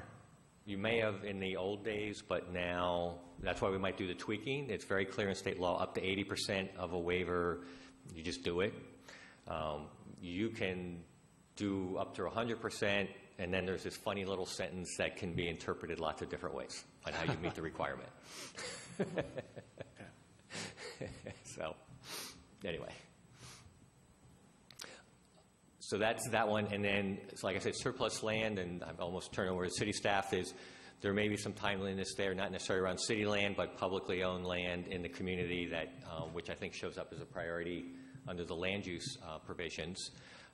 So there is some public land out there may be some interest in looking at. And then the last one is sort of like if you want to get yourself into the sophisticated credit enhancement world, where you pledge your financial strength for a project so it can get a lower interest rate.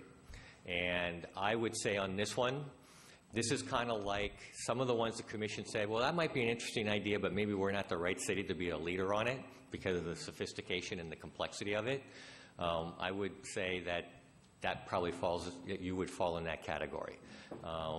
You need to have all kinds of financial advisors telling you if you were to do it, it's worth your while, and then you're pledging, and it's a very complex approach. I would probably suggest get a few of the larger cities. King County does it now. And if we find some other medium-sized cities that find that they think it's worthwhile, then we might broadcast it more broadly. But I would think in a community like yours, it might be something you look at for a really special project in your town, but then that project might not even have private debt anyway. So it's a very complex field. Probably one I wouldn't recommend at this time strongly to your community. There's probably some other things that have come out of the process that are more relevant to things going on in your community and maybe more timely for you.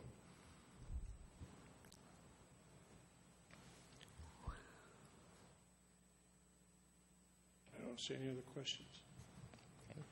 So I think where we are right now is Arthur's gone through the 5 categories of direct assistance. And I think what he's saying on the last 3, C, D, and E, is that we're already doing some, and some of them are probably less useful. On A and B, some items under A will probably already be coming back as part of your work program through some of the work that Arch is doing.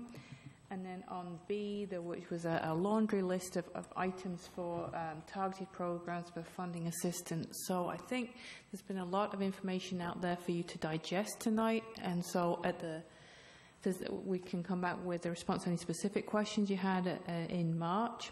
But I think what we'll be looking for in March is, based on these 5 categories, which you want to focus on for the work program, and then in any of the subcategories, kind of like what Council Member Curtis did. So I think that's what we'll be looking for you to do in your next meeting.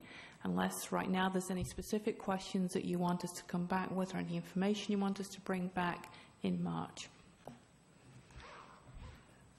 So I guess I'm a little bit wanting to know about the home repair program in the county, and whether or not we can continue supporting the county's effort, because they're really equipped to do that home repair program. Exactly. And rather than us taking over, I mean, I would certainly not want to see us. That program is very valuable. And that's one reason we've never touched home repair at Arch, is because that system was in place, and we're like, there's no reason to change that system that we can see. It works well. It's a great group. Exactly. Dr. Curtis. One more quick question on that one. I had some other ideas. So weatherization programs, water use programs, switching lights to LEDs, accessory ramps. Seems like there's a bunch of things you could kind of do to keep seniors, particularly, so their expenses are lower and they can afford to stay there longer. Right. Okay.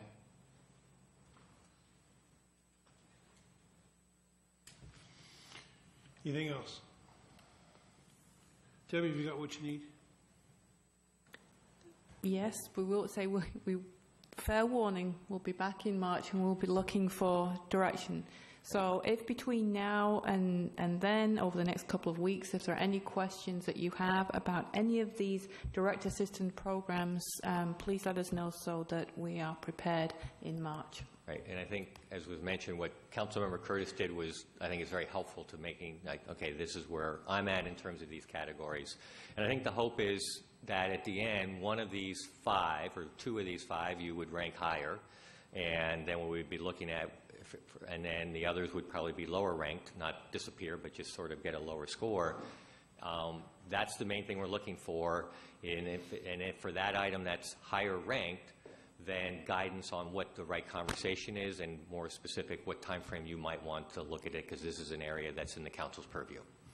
Is there anything here that jumps out at anybody else besides Dr. Curtis?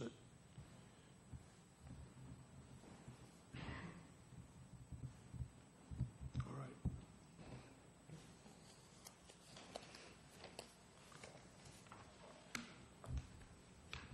That's it. Thank you very much, Arthur. And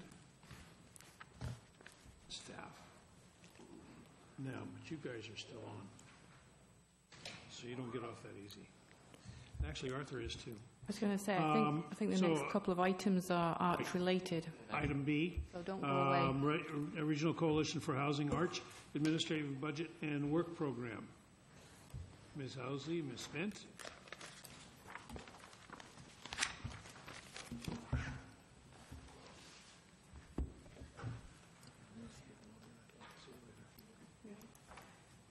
Good evening. The first item is the Arch Work Program and Administrative Budget. And member jurisdictions of ARCH are required to approve both of those each year. As the agenda bill points out, the first one is a work program, right? Right. The trust fund. The first one is approval of the budget and the work program. Right. And for the administrative budget, overall, it went up about 3.5% this year. The city's share is $28,069. That's up 2%. And the work program for Kenmore is just what you've been discussing, working as the council reviews the housing strategy plan, and then continuing technical assistance for agreements that are related to affordable housing projects in the city. So with that, Debbie, anything? Just clarification, what this handled is 1 or 2? Pardon me? Debbie made a comment on work plan and budget. It's almost like she wanted it as 2 separate items. No, you can make it one motion to approve both. Fine. So with that, happy to answer any questions. Questions, Councilmember Herbig? Kind of a curiosity, but I'm looking through here and I look at the, I just see the gigantic Sammamish increase of 11% versus everybody else increase of 2%. Yes. Just curious what's going on there. Annexing Klahani. So their population had a really, we had done a population adjustment, and then right after we did everyone's population adjustments, they annexed and they agreed that they needed to catch up some because of that annexation. All right, thank you. Klahani is huge. How many people in Klahani? Probably over 5,000, might be more. And so they asked that we do it over 2 years, though, and not do it one big hit. So this is reflecting, you'll see a similar disparity next year. Councilmember Sperry? Oh, just on the staff, I was just wondering how many staff members? 5.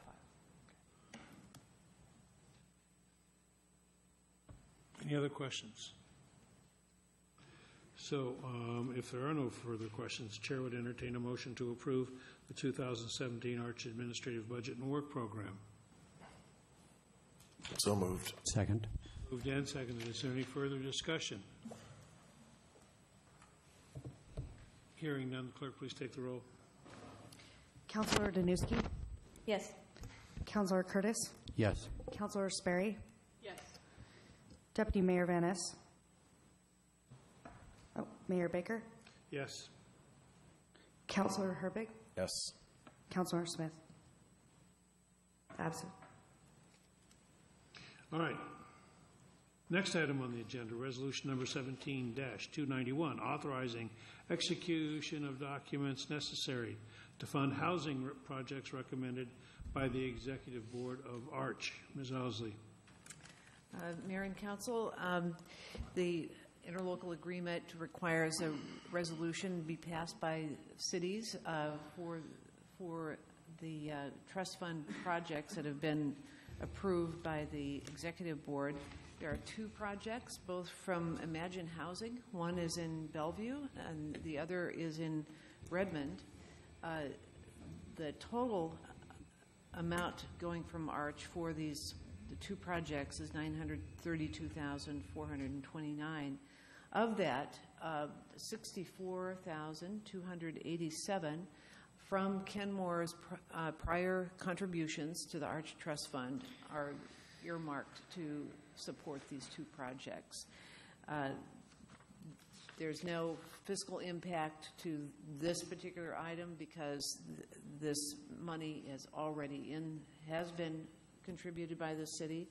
The balance at the end of the year of Kenmore's contributions was $161,223, and that's not counting interest or the 2017 contribution of $30,000. So there will still be a good amount of Kenmore dollars available in the trust fund already for participation in other projects. I'm happy to answer any questions. Questions? Hearing none, Chair will entertain a motion to approve resolution number 17-291. So moved. Second. Moved and seconded. Any further discussion?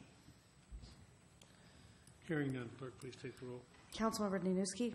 Yes. Councilor Sperry? Yes. Councilor Curtis? Yes. Mayor Baker? Yes. Councilor Herbig? Yes. Councilmember Smith, absent. Deputy Mayor Van Ness? Is he absent? Okay, they go. Passed. No, no, he's absent. He's left. Okay. All right. Next item on the agenda is to approve a budget increase of $412,980 for the Moreland Park improvements, revising the adopted 2017-2022 capital improvement plan. Ms. Stanton. Thank you, Mr. Anderson. Mr. Sullivan, thank you. We're here tonight to ask for a budget increase. The 2014 plan did not include outfield drainage, and as we began going through the geotech reports and the 60% construction plans, we did learn that the soil conditions out there are not conducive to just relying on surface drainage. So as the city's only owned ball field, we are concerned that this is our one option at this point to have a really game quality field with on city-owned property. So we'd like to respectfully ask your approval of a budget adjustment to allow us to add under drainage to the ball field. Are there any questions? Questions? Hearing none, Chair will entertain a motion to approve budget increase of $412,980 for Moreland Park improvements, revising the adopted 2017-2022 capital improvement projects, P6, budget to $1,980,000. I believe Mayor Curtis, Councilmember Curtis has a question. Curtis. I think I'm confused. Were we going to discuss the potential cost reduction options? Well, yes, but I was asking for questions, and we'll make the motion, then we can discuss, or you can discuss now. All right, maybe it's just too late. Seems like if we get a motion and a second. Never too late. To approve that. It's never too late. Nobody's moved anything yet, so. Okay. As I look at so as at a philosophy level, I don't want to cut pieces out of the park. I want it to be done well, useful, a 25-year fantastic park that we all use, and we don't have to go, because if we skip little pieces of actually functional stuff, it'll never get done. That's just how life works. You never finish that last 3% of your project. But a couple things, like number one, and I know it's minor, but skipping the art 1%, I'm okay with that. Don't charge staff time. Just say, we'll kind of contribute that piece. Those I'd be willing to do. I don't want to cut the restroom. Don't want to cut the picnic tables and benches. I don't understand the fencing on the southeast corner. Don't want to cut lighting. Don't want to go for the cheap package that falls apart for play equipment. And I don't want to go for skipping or cutting on the drainage. So I guess the question I had was the fencing on the southeast corner. Didn't understand that one. And then 1 and 2, I'd be happy to make those small changes to help our budget deficit. Okay, the fencing at the southeast corner is right between the path on the southeast corner. Oh, okay. We have the path in the actual plan going between these trees, and if we move the fence out to the actual property line, which is 15 feet south of this edge, then there'd be a little bit more room to get the path through and protect the trees staying out of the root zones.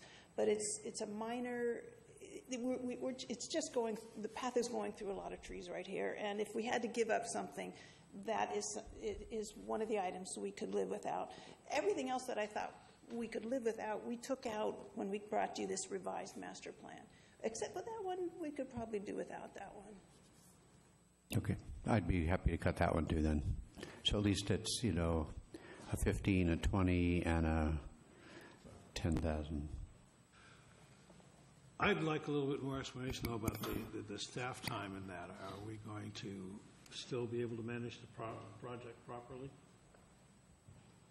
Yeah, that'll just mean that the general fund will pick it up, and in the end, you'll just have a lower general fund balance. Okay. And the art fund, that wasn't planned, that was just going into the general art fund, and there was no purchases planned. Right. Kind of hate to get into that, though, because we've been pretty diligent about putting money aside, but I see your point. So you want to take it out of general fund then instead? The art fund? I would just wouldn't fund it all. The staff times. Staff time, yeah, I'd be happy to do that. So I'd propose 1, 2, and 5 be taken out, realizing the work still has to get done. So staff will still do the work, but it'll just help to decrease the cost of this particular project. Okay. Councilmember Herbig, and then Councilmember Sperry, and then Councilmember Danuski. I could support doing number 1 and number 5. Number 2 is just changing the color of the money and taking our incredibly flexible general fund and putting it towards construction. Money laundering? Yeah, essentially. We're taking less restrictive money. We're using it in a restrictive way when we already have the funds to cover it. So I don't see quite the point of doing number 2. I like to protect the general fund as much as we can, and I know it's only $20,000, but it adds up. So I'd be in support of number 1 and number 5 if we need to make a couple small cuts. Councilmember Sperry?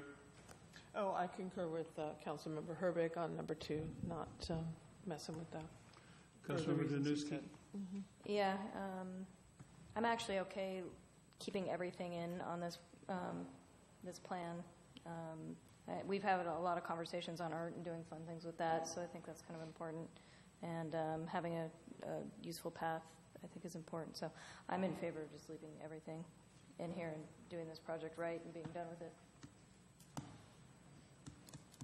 Yeah, I don't necessarily agree with paying this out of the general fund for the staff time. I mean, it's just you're taking it from one place and putting it in another, and I don't like robbing the general fund.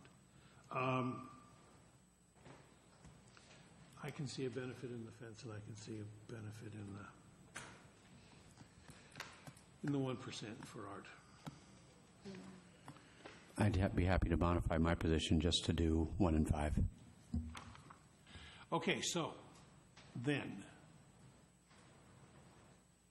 there will be. Your Honor. Yes. If you do just 1 and 5, then the number in the motion changes from 412,980 to 387,980. Okay.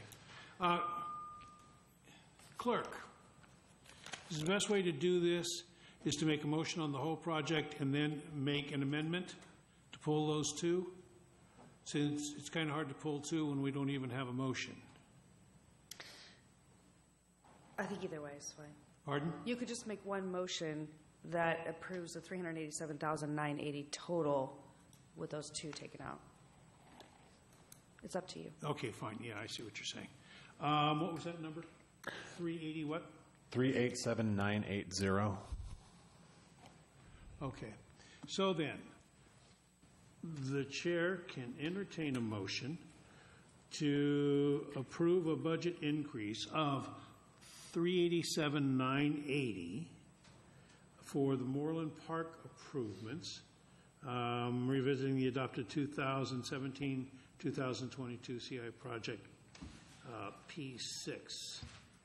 And that would be removing number 1 and number 5. Is there a motion? So moved. Is there a second? Motion dies for a lack of second. So what do we want to do? Go back to the original motion? The original motion then would be the Chair would entertain a motion to approve budget increase of $412,980 for the Moorlands Park improvements, revising the adopted 2017-2022 CIP Project P6 budget to $1,980,000. Is there a motion? So moved. Is there a second? Moved and seconded. Is there any discussion?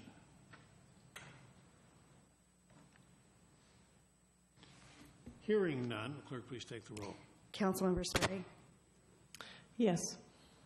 Councilmember Smith, not present. Councilmember Danuski? Yes. Councilor Herbig? Yes. Councilor Curtis? Yes. Deputy Mayor Van Ness, not present. Mayor Baker? Yes. Passes 5-2. All right. Next item on the agenda.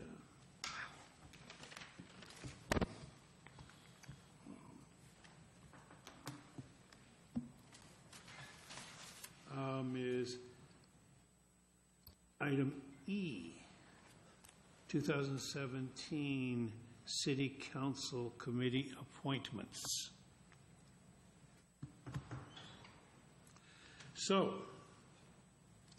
has everybody had a chance to look at those? I move that we accept them. The only problem is we have Councilmember Smith, who is evidently on the North Shore Performing Arts Advisory Board, doesn't want to be there. Oh, so take them off. Would anybody like to have that position? Does that position even exist anymore? That's the question. You know, I believe that wasn't Deputy Mayor Van Ness on it for some time? I think he was. Huh.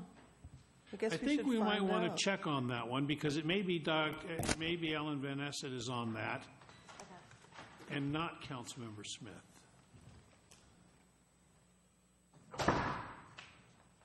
I think that's the way it is. So with the exception of that particular position, is everybody else happy with everything else?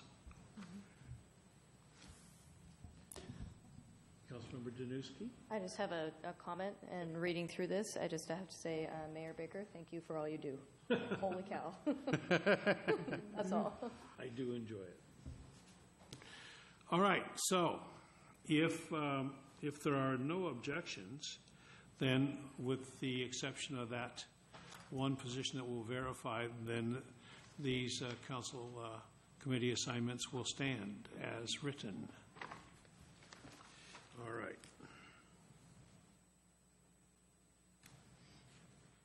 I tell you what, this late at night, I'm losing my magnetism. All right. Next item on the agenda, December financial report. Miss Gregory. He's ready. There she is. Already here. Trying to save a little time. Good evening, Mayor and council members. I have a very short report. We had a good couple of years, and I want to tell you about them. So you have the report in your packet, and you may have noticed that the general fund revenues were greater, or expenses were greater than the revenues when we closed the biennium by $1.2 million. However, we knew that that was going to happen because those expenses included transfers to other funds in the amount of $3.2 million. Out of that, 1.2 went into the Strategic Opportunities Fund. We transferred $950,000 to the Kenmore Village Fund. Over $300,000 went to transportation projects, and $1 million to the Street Fund, which was the amount of the water sewer franchise fee revenue we received. So our general fund dollars were put to good use for one-time and capital uses as well, and the ending fund balance for the general fund was still $800,000 more than the amended budget predicted. And that was because the revenues were $500,000 more than budget, and the expenditures were about $300,000 less than budget. Sales tax and development revenues were the strongest performers for the general fund. Although sales tax on new construction accounted for more than $250,000, The retail and the service segments each yielded higher revenues than construction, and these are the more ongoing sources. And if you look on page 22 of the report, you can see that breakdown.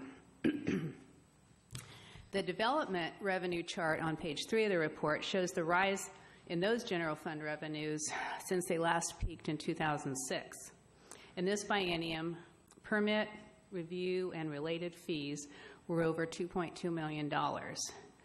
At an upcoming council meeting, Development Services Department will present their annual report in more detail. Other development revenues not in the general fund were REIT and impact fees, all performing better than budget. REIT revenues were over $3 million compared to a budget of $1.8 million. Park impact fees were $545,000 over the budget of $229,000. Transportation impact fees were $1 million over that revenue budget. So it was a combination of very conservative budgeting and really excellent and strong development revenues. And of course, many of those one-time revenues have already been committed to future CIP, park, sidewalk, and other transportation projects. Today, I quickly summarized the grant proceeds that also went through our books this biennium. It was roughly $9.5 million just for these last 2 years. Pretty impressive figure, I thought.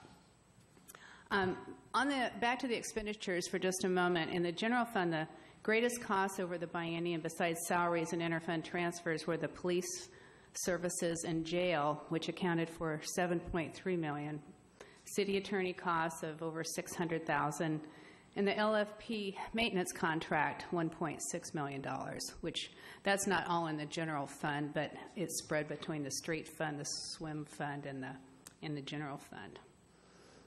Capital improvement dollars spent citywide, bridge, transportation, parks, the hangar, town square, $21.5 million. Pretty outstanding number, I thought. Final cash and investment balances at the end of the year were $27 million, of which 9.8 represent the Proposition 1 bond proceeds. These are currently in the state investment pool, along with $3.7 million of other excess funds. We have $4 million in certificates of deposit. $6.8 million are in federal agencies like Fannie Mae and Federal Home Loan Bank, and about $3 million is in checking and savings. Please don't forget to review the performance and workload measures that are attached to the end of the financial report. And with that, I can conclude my 2015-16 highlights, and I'd be happy to answer any questions. Questions? No. Thank you. That was good. Thank you. Mayor, do we want a motion to receive and file it? Yes. So the chair will entertain a motion to receive and file. So moved. Second. Moved and seconded. This one is pretty straightforward. All those in favor say aye. Aye. Opposed? It stands approved unanimously. We now have item G, settlement agreement. Right. I'm ahead of you on that one. Oh, I forgot about Not that one. you Should yet. we go away? No, stay there. Okay. Stay there.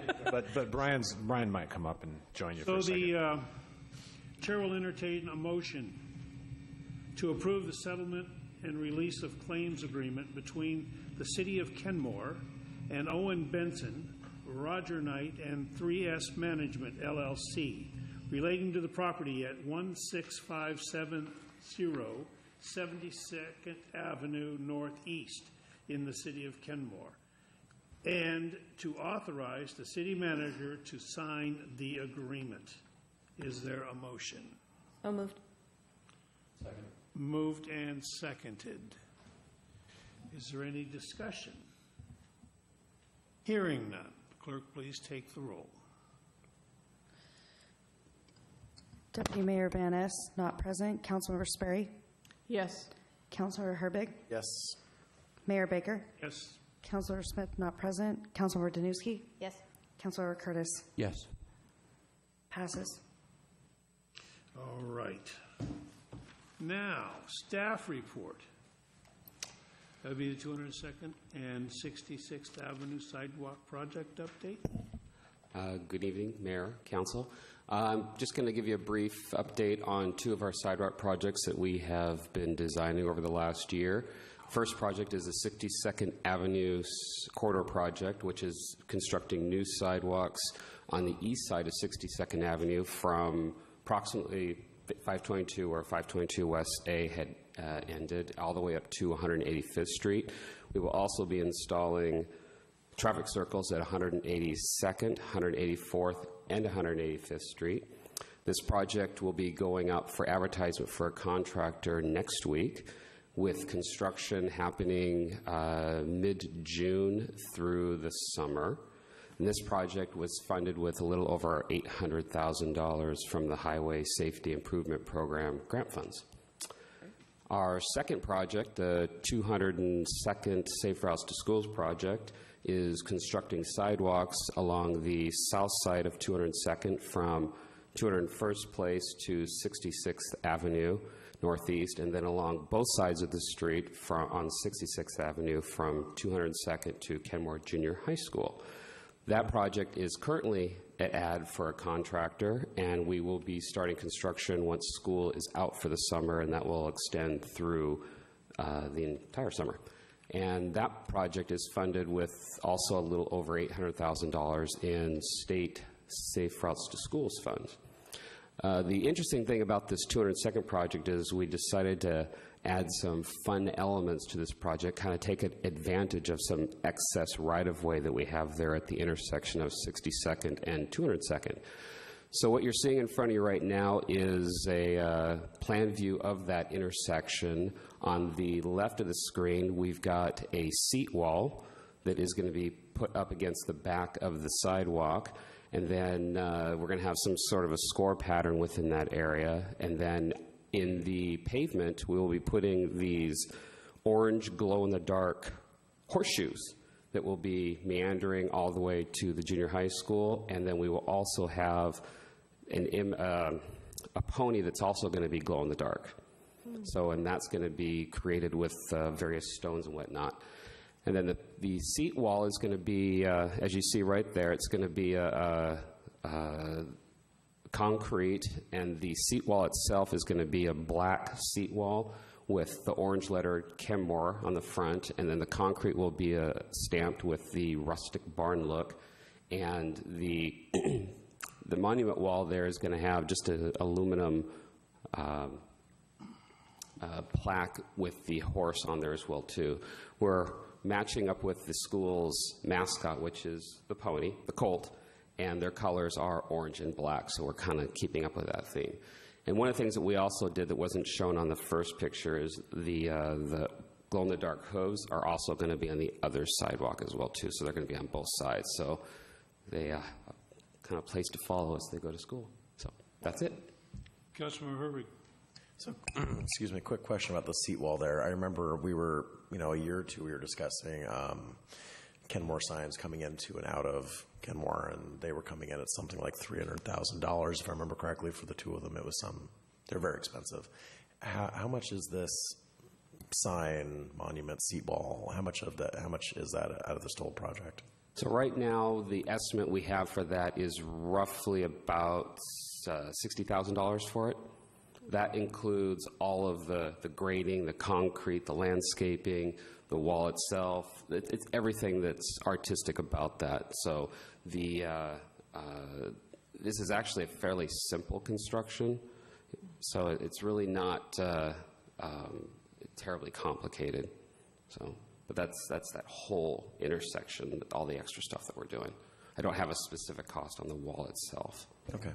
And I would add, we're changing, we didn't bring the plan view, John can provide it if you'd like, but we're actually squaring up that intersection. We're taking away that free kind of right turn. So we have to do grading and work in that area anyways, and so that helps. No, I didn't mean to sound like I was attacking any parts of the project. I was just curious because we had talked about the signs before and their costs, and so I was just curious about that. I think this is very creative. This is very fun. This will make the intersection safer.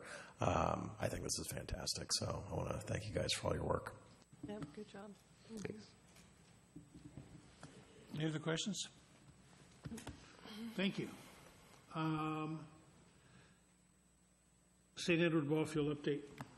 Yeah, at the end of the month, in January, Debbie Bent and Brian Hampson and Nancy Owsley and I gave a report to the Washington State Parks Commission on the ball fields proposal. They had lots of really good questions, all of which we feel confident in being able to address.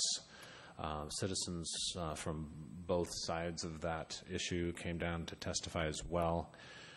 We expect that we'll be back in front of the Washington State Parks Commission probably in May, hopefully for their consideration and decision on this particular issue. Lake Point, we continue to work with Widener on making progress on a potential Lake Point development. They are doing a lot of their own internal design work and conceptual work on what the project could look like and what major components could be part of this project. To that end, they are looking at, they're going to have what they call a plussing session. It's their meeting, it's not ours, but they are going to have what I call a charrette. It'll be like a day-and-a-half type charrette in early March. They have invited several of us to participate. Me and a couple of coworkers, and they would like 3 council members to attend. And based on work schedules and everything, my sense is that Mayor Baker can attend. Councilmember Sperry and Deputy Mayor Van Ness can attend this plussing session. So my understanding is that plussing session is a high-level kind of visioning session. And then from that, and from the participants that are going to be attending, they'll be able to move forward and after that dive more into specifics and actually come up with an action plan towards potentially breaking ground someday. So, as if that may actually happen. Mm-hmm. Energize East Side. I'd like to take Dom up on his offer for him or his coworkers to come back at a future council meeting to give more details on that. There's also an advocacy group called CURE, whose interests align with Puget Sound Energies. CURE stands for Citizens United for Reliable Energy. Of course, they would like the city of Kenmore to add our name to the list of supporters of the CURE group and Energize East Side. So if you'd like, you can have a representative of CURE come as well. Isn't that pretty controversial over on the east side? It is. So they're proposing a transmission line to accommodate growth that goes from Renton all the way to Redmond. The transmission line doesn't go through Kenmore, but it is controversial because this upgraded transmission line will be taller with bigger support structures going through people's backyards, and so that's where the major opposition is. They have a do-nothing alternative, which shows rolling blackout scenario, and Kenmore is on the map that includes the rolling blackouts. But if you'd like, we can schedule a time perhaps in March for Puget Sound Energy to come, and if you're interested in having somebody from CURE come, if somebody from CURE comes, then perhaps somebody from the opposing side should come. So maybe just PSE should come. So, yeah, and then the other thing, I thought this was started further up north, went through Kirkland as well as Bellevue and all the other things all the way down. Yep, starts in Renton, goes through Bellevue, Kirkland, and Redmond. Yeah. So maybe we'll just have PSE come, and then if you want to add your name to CURE's list of supporters, that's your choice, but you can make that call after you hear the PSE presentation. House Bill 1028, asphalt industry regulations, that did not pass out of committee last week the deadline to pass out of committee, and it's the House Environment Committee. The deadline for it to pass out of committee would be this Friday. It's not scheduled for exec, meaning they have a list of bills to be voted on this week out of that committee. I think about 9 bills tomorrow and another 8 bills on Thursday out of that committee. And this bill is not on that list of bills to be voted on out of exec. And by the way, the bill has changed dramatically from the form that it was originally introduced as. Now the proposal in the bill is to form a stakeholder committee supported by a consultant, and this committee would come up with best practices for the industry to follow voluntarily, and repeat offenders who don't follow the best practices would be required to explain to the state legislature why they're not following best practices. So a lot of the teeth have been taken out of the bill. I got to say, however, that Representative Paulette has been doing an amazing job fighting for the bill in its original form. He definitely has heard us loud and clear and heard our citizens loud and clear. So the bill, it's changed, but not for a lack of effort on our legislative delegation's part. So in the meantime this week, even though it's not on the list of bills to be voted on out of committee, our lobbyist is still down there in Olympia doing her best to get it voted on.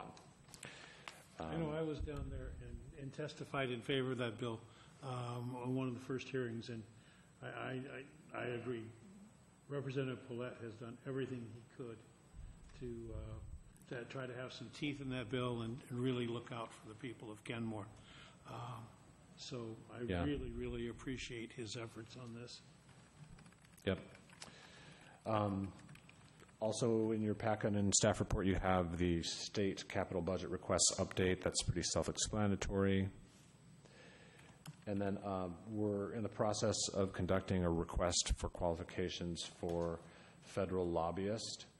And those submittals are due here in the next couple of days. And in the next couple of weeks, we're going to have a little panel of staff and a council member or two to select the federal lobbyist. And I'm assuming Mayor Baker should be on that panel because of his level of involvement in our federal government relations. Any other council members interested in being on this lobbyist selection panel? Okay, just checking. So it'll be me, Nancy, and Mayor Baker. Definitely want to have one-on-ones this week. Wait, Rob, really quickly. Just a quick question. So if we decided that at one point we were going to have a discussion about whether we actually need a federal lobbyist going forward. Did we conclude that, or? I thought we had at the retreat. I thought we concluded that we still wanted to keep one. Okay, thank you. Okay. And then you may have heard, and I think I've been including in my weekly update, that Mary's Place, which is a homeless shelter, a temporary homeless shelter for families with kids, they're contemplating coming here to Kenmore, and in particular the old Sheriff's Precinct station there at the northeast corner of 181st and 73rd Avenue. So we got a tour of their place, and then they came last week to get a tour of the sheriff's facility, and we showed them around. It's quite remarkable what they do for families. I was really inspired by the work they do. Anyway, so we're going to try to see if we can make the sheriff's precinct work. In order to do so, it may require a development agreement that where you allow deviations from code in return for the public benefit to be derived from that facility. So we asked them when they would like to be in Mary's Place, and they said last week, 2 months ago. There's just a huge unmet need, and there are literally families with kids that are sleeping outside as we speak. And so this facility may be able to house up to 80-ish people, 50 to 80 people. So that would make a big difference for a lot of people. Rob, would the fact that they would be housing people in need count as a public benefit? Because I would argue that it would. Okay. That's what I'm. That's the argument. Okay. Yeah. Thank you. Councilor, sorry. Yeah, just one of the things I just keep thinking of, Rod, is that we need to, let the elementary school know that they're going to be the children coming. I know that we have other shelters in the home, or I guess Councilmember Januski would be very aware of this, and the elementary school is pretty clued in to helping people in this situation, but I would definitely want to let them know sooner than later. I don't know if somebody can reach out to them. Great idea. Just so that they're prepared and not blindsided for next year. Okay, thank you. The Mary's Place thing that they tend to stay at their old school, that they had the program. Nancy's nodding her head. Yes. Yeah, they do a lot of transportation in between and get the kids back to the school, so there's minimum trauma on the kids. They stay in the schools they've been in. But so yeah, they that's don't that's a good idea, Laurie.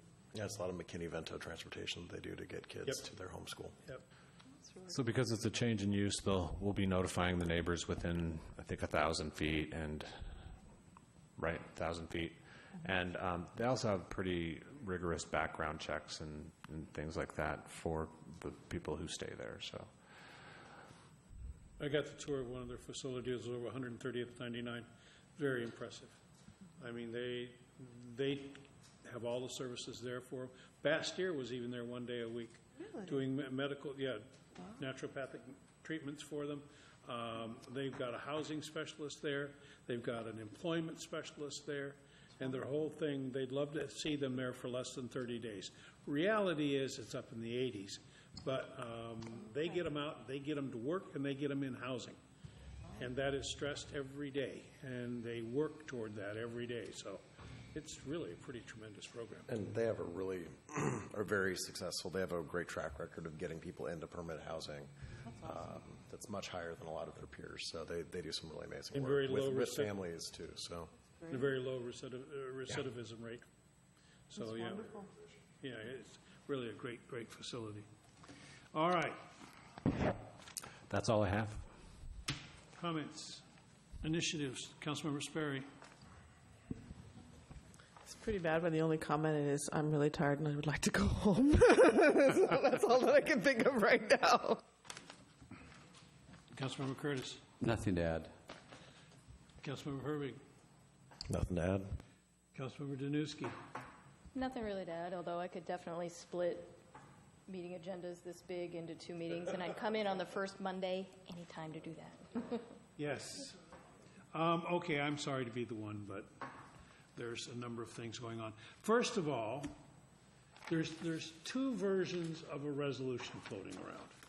The original one that I sent out, that to do all we can do to foster civil discourse to ensure city services are always provided in a manner that does not discriminate based on sex, race, sex, religion, national origin, disability, sexual orientation, or gender or identity, to foster a community that always encourages people to achieve their potential and to help others do similarly, to protect our air, water, and other parts of our environment, to protect the health and futures of our families and future generations, to welcome without reservation new people from all parts of our world with abiding faith in their potential to be part of and strengthen our community, to never marginalize or demonize any person or group of people, to respect and listen to people and their ideas, and to understand that we have a responsibility not just to ourselves but to others in our region, including many who are not as fortunate. Rather than getting into wordsmithing on this tonight, there's another version that's up. If you just click the link that was in the email, it'll open one where Councilmember Van Ness has made a couple of changes. Councilmember Newski has some changes. Councilmember Smith had a couple, and those were incorporated in this first one.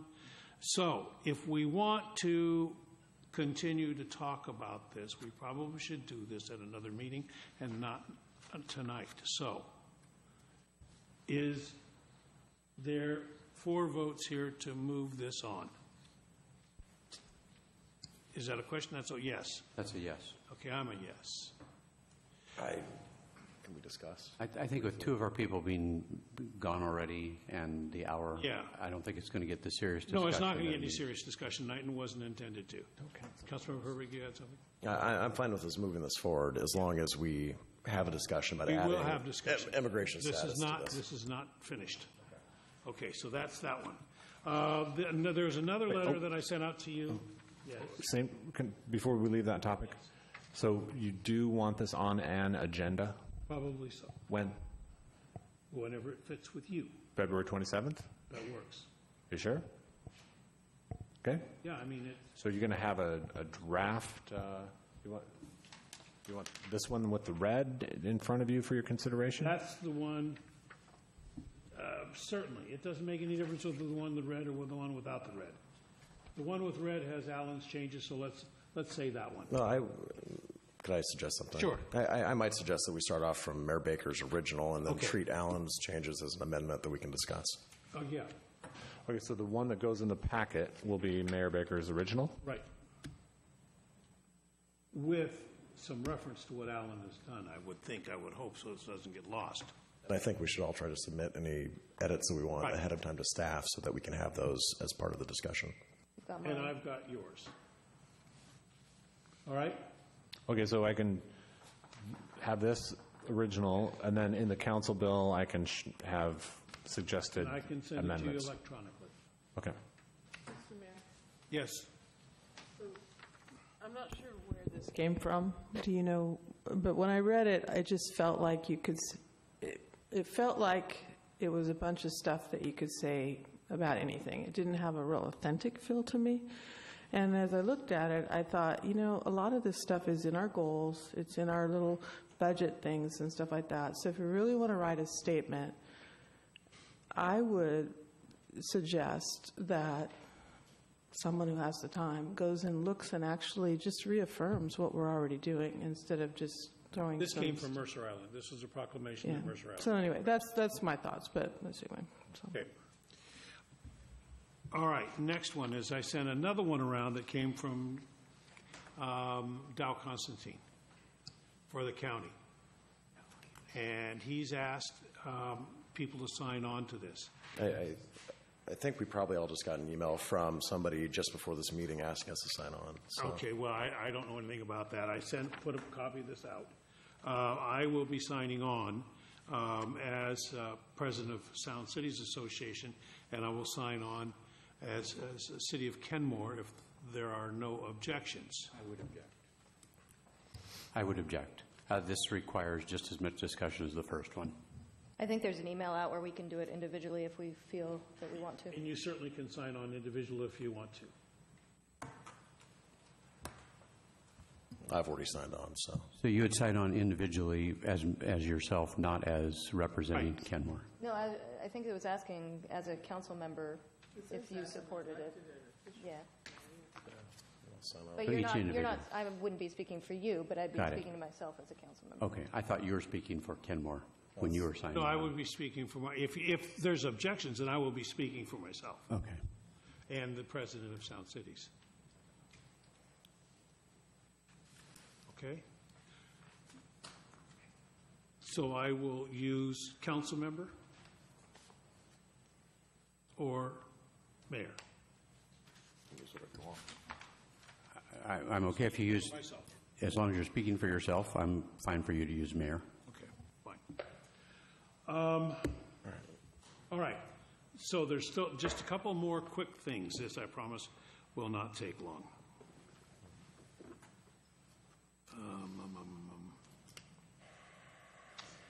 March 6th, there's a meeting here with North Shore School Board.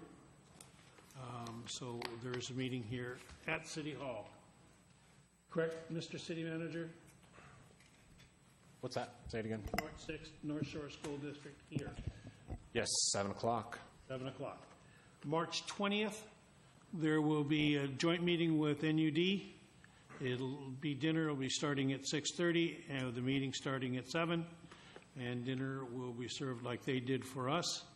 and that's at March 20th. And, Your Honor, you may have heard also that we'll be asking you to continue your housing strategy discussion that same night.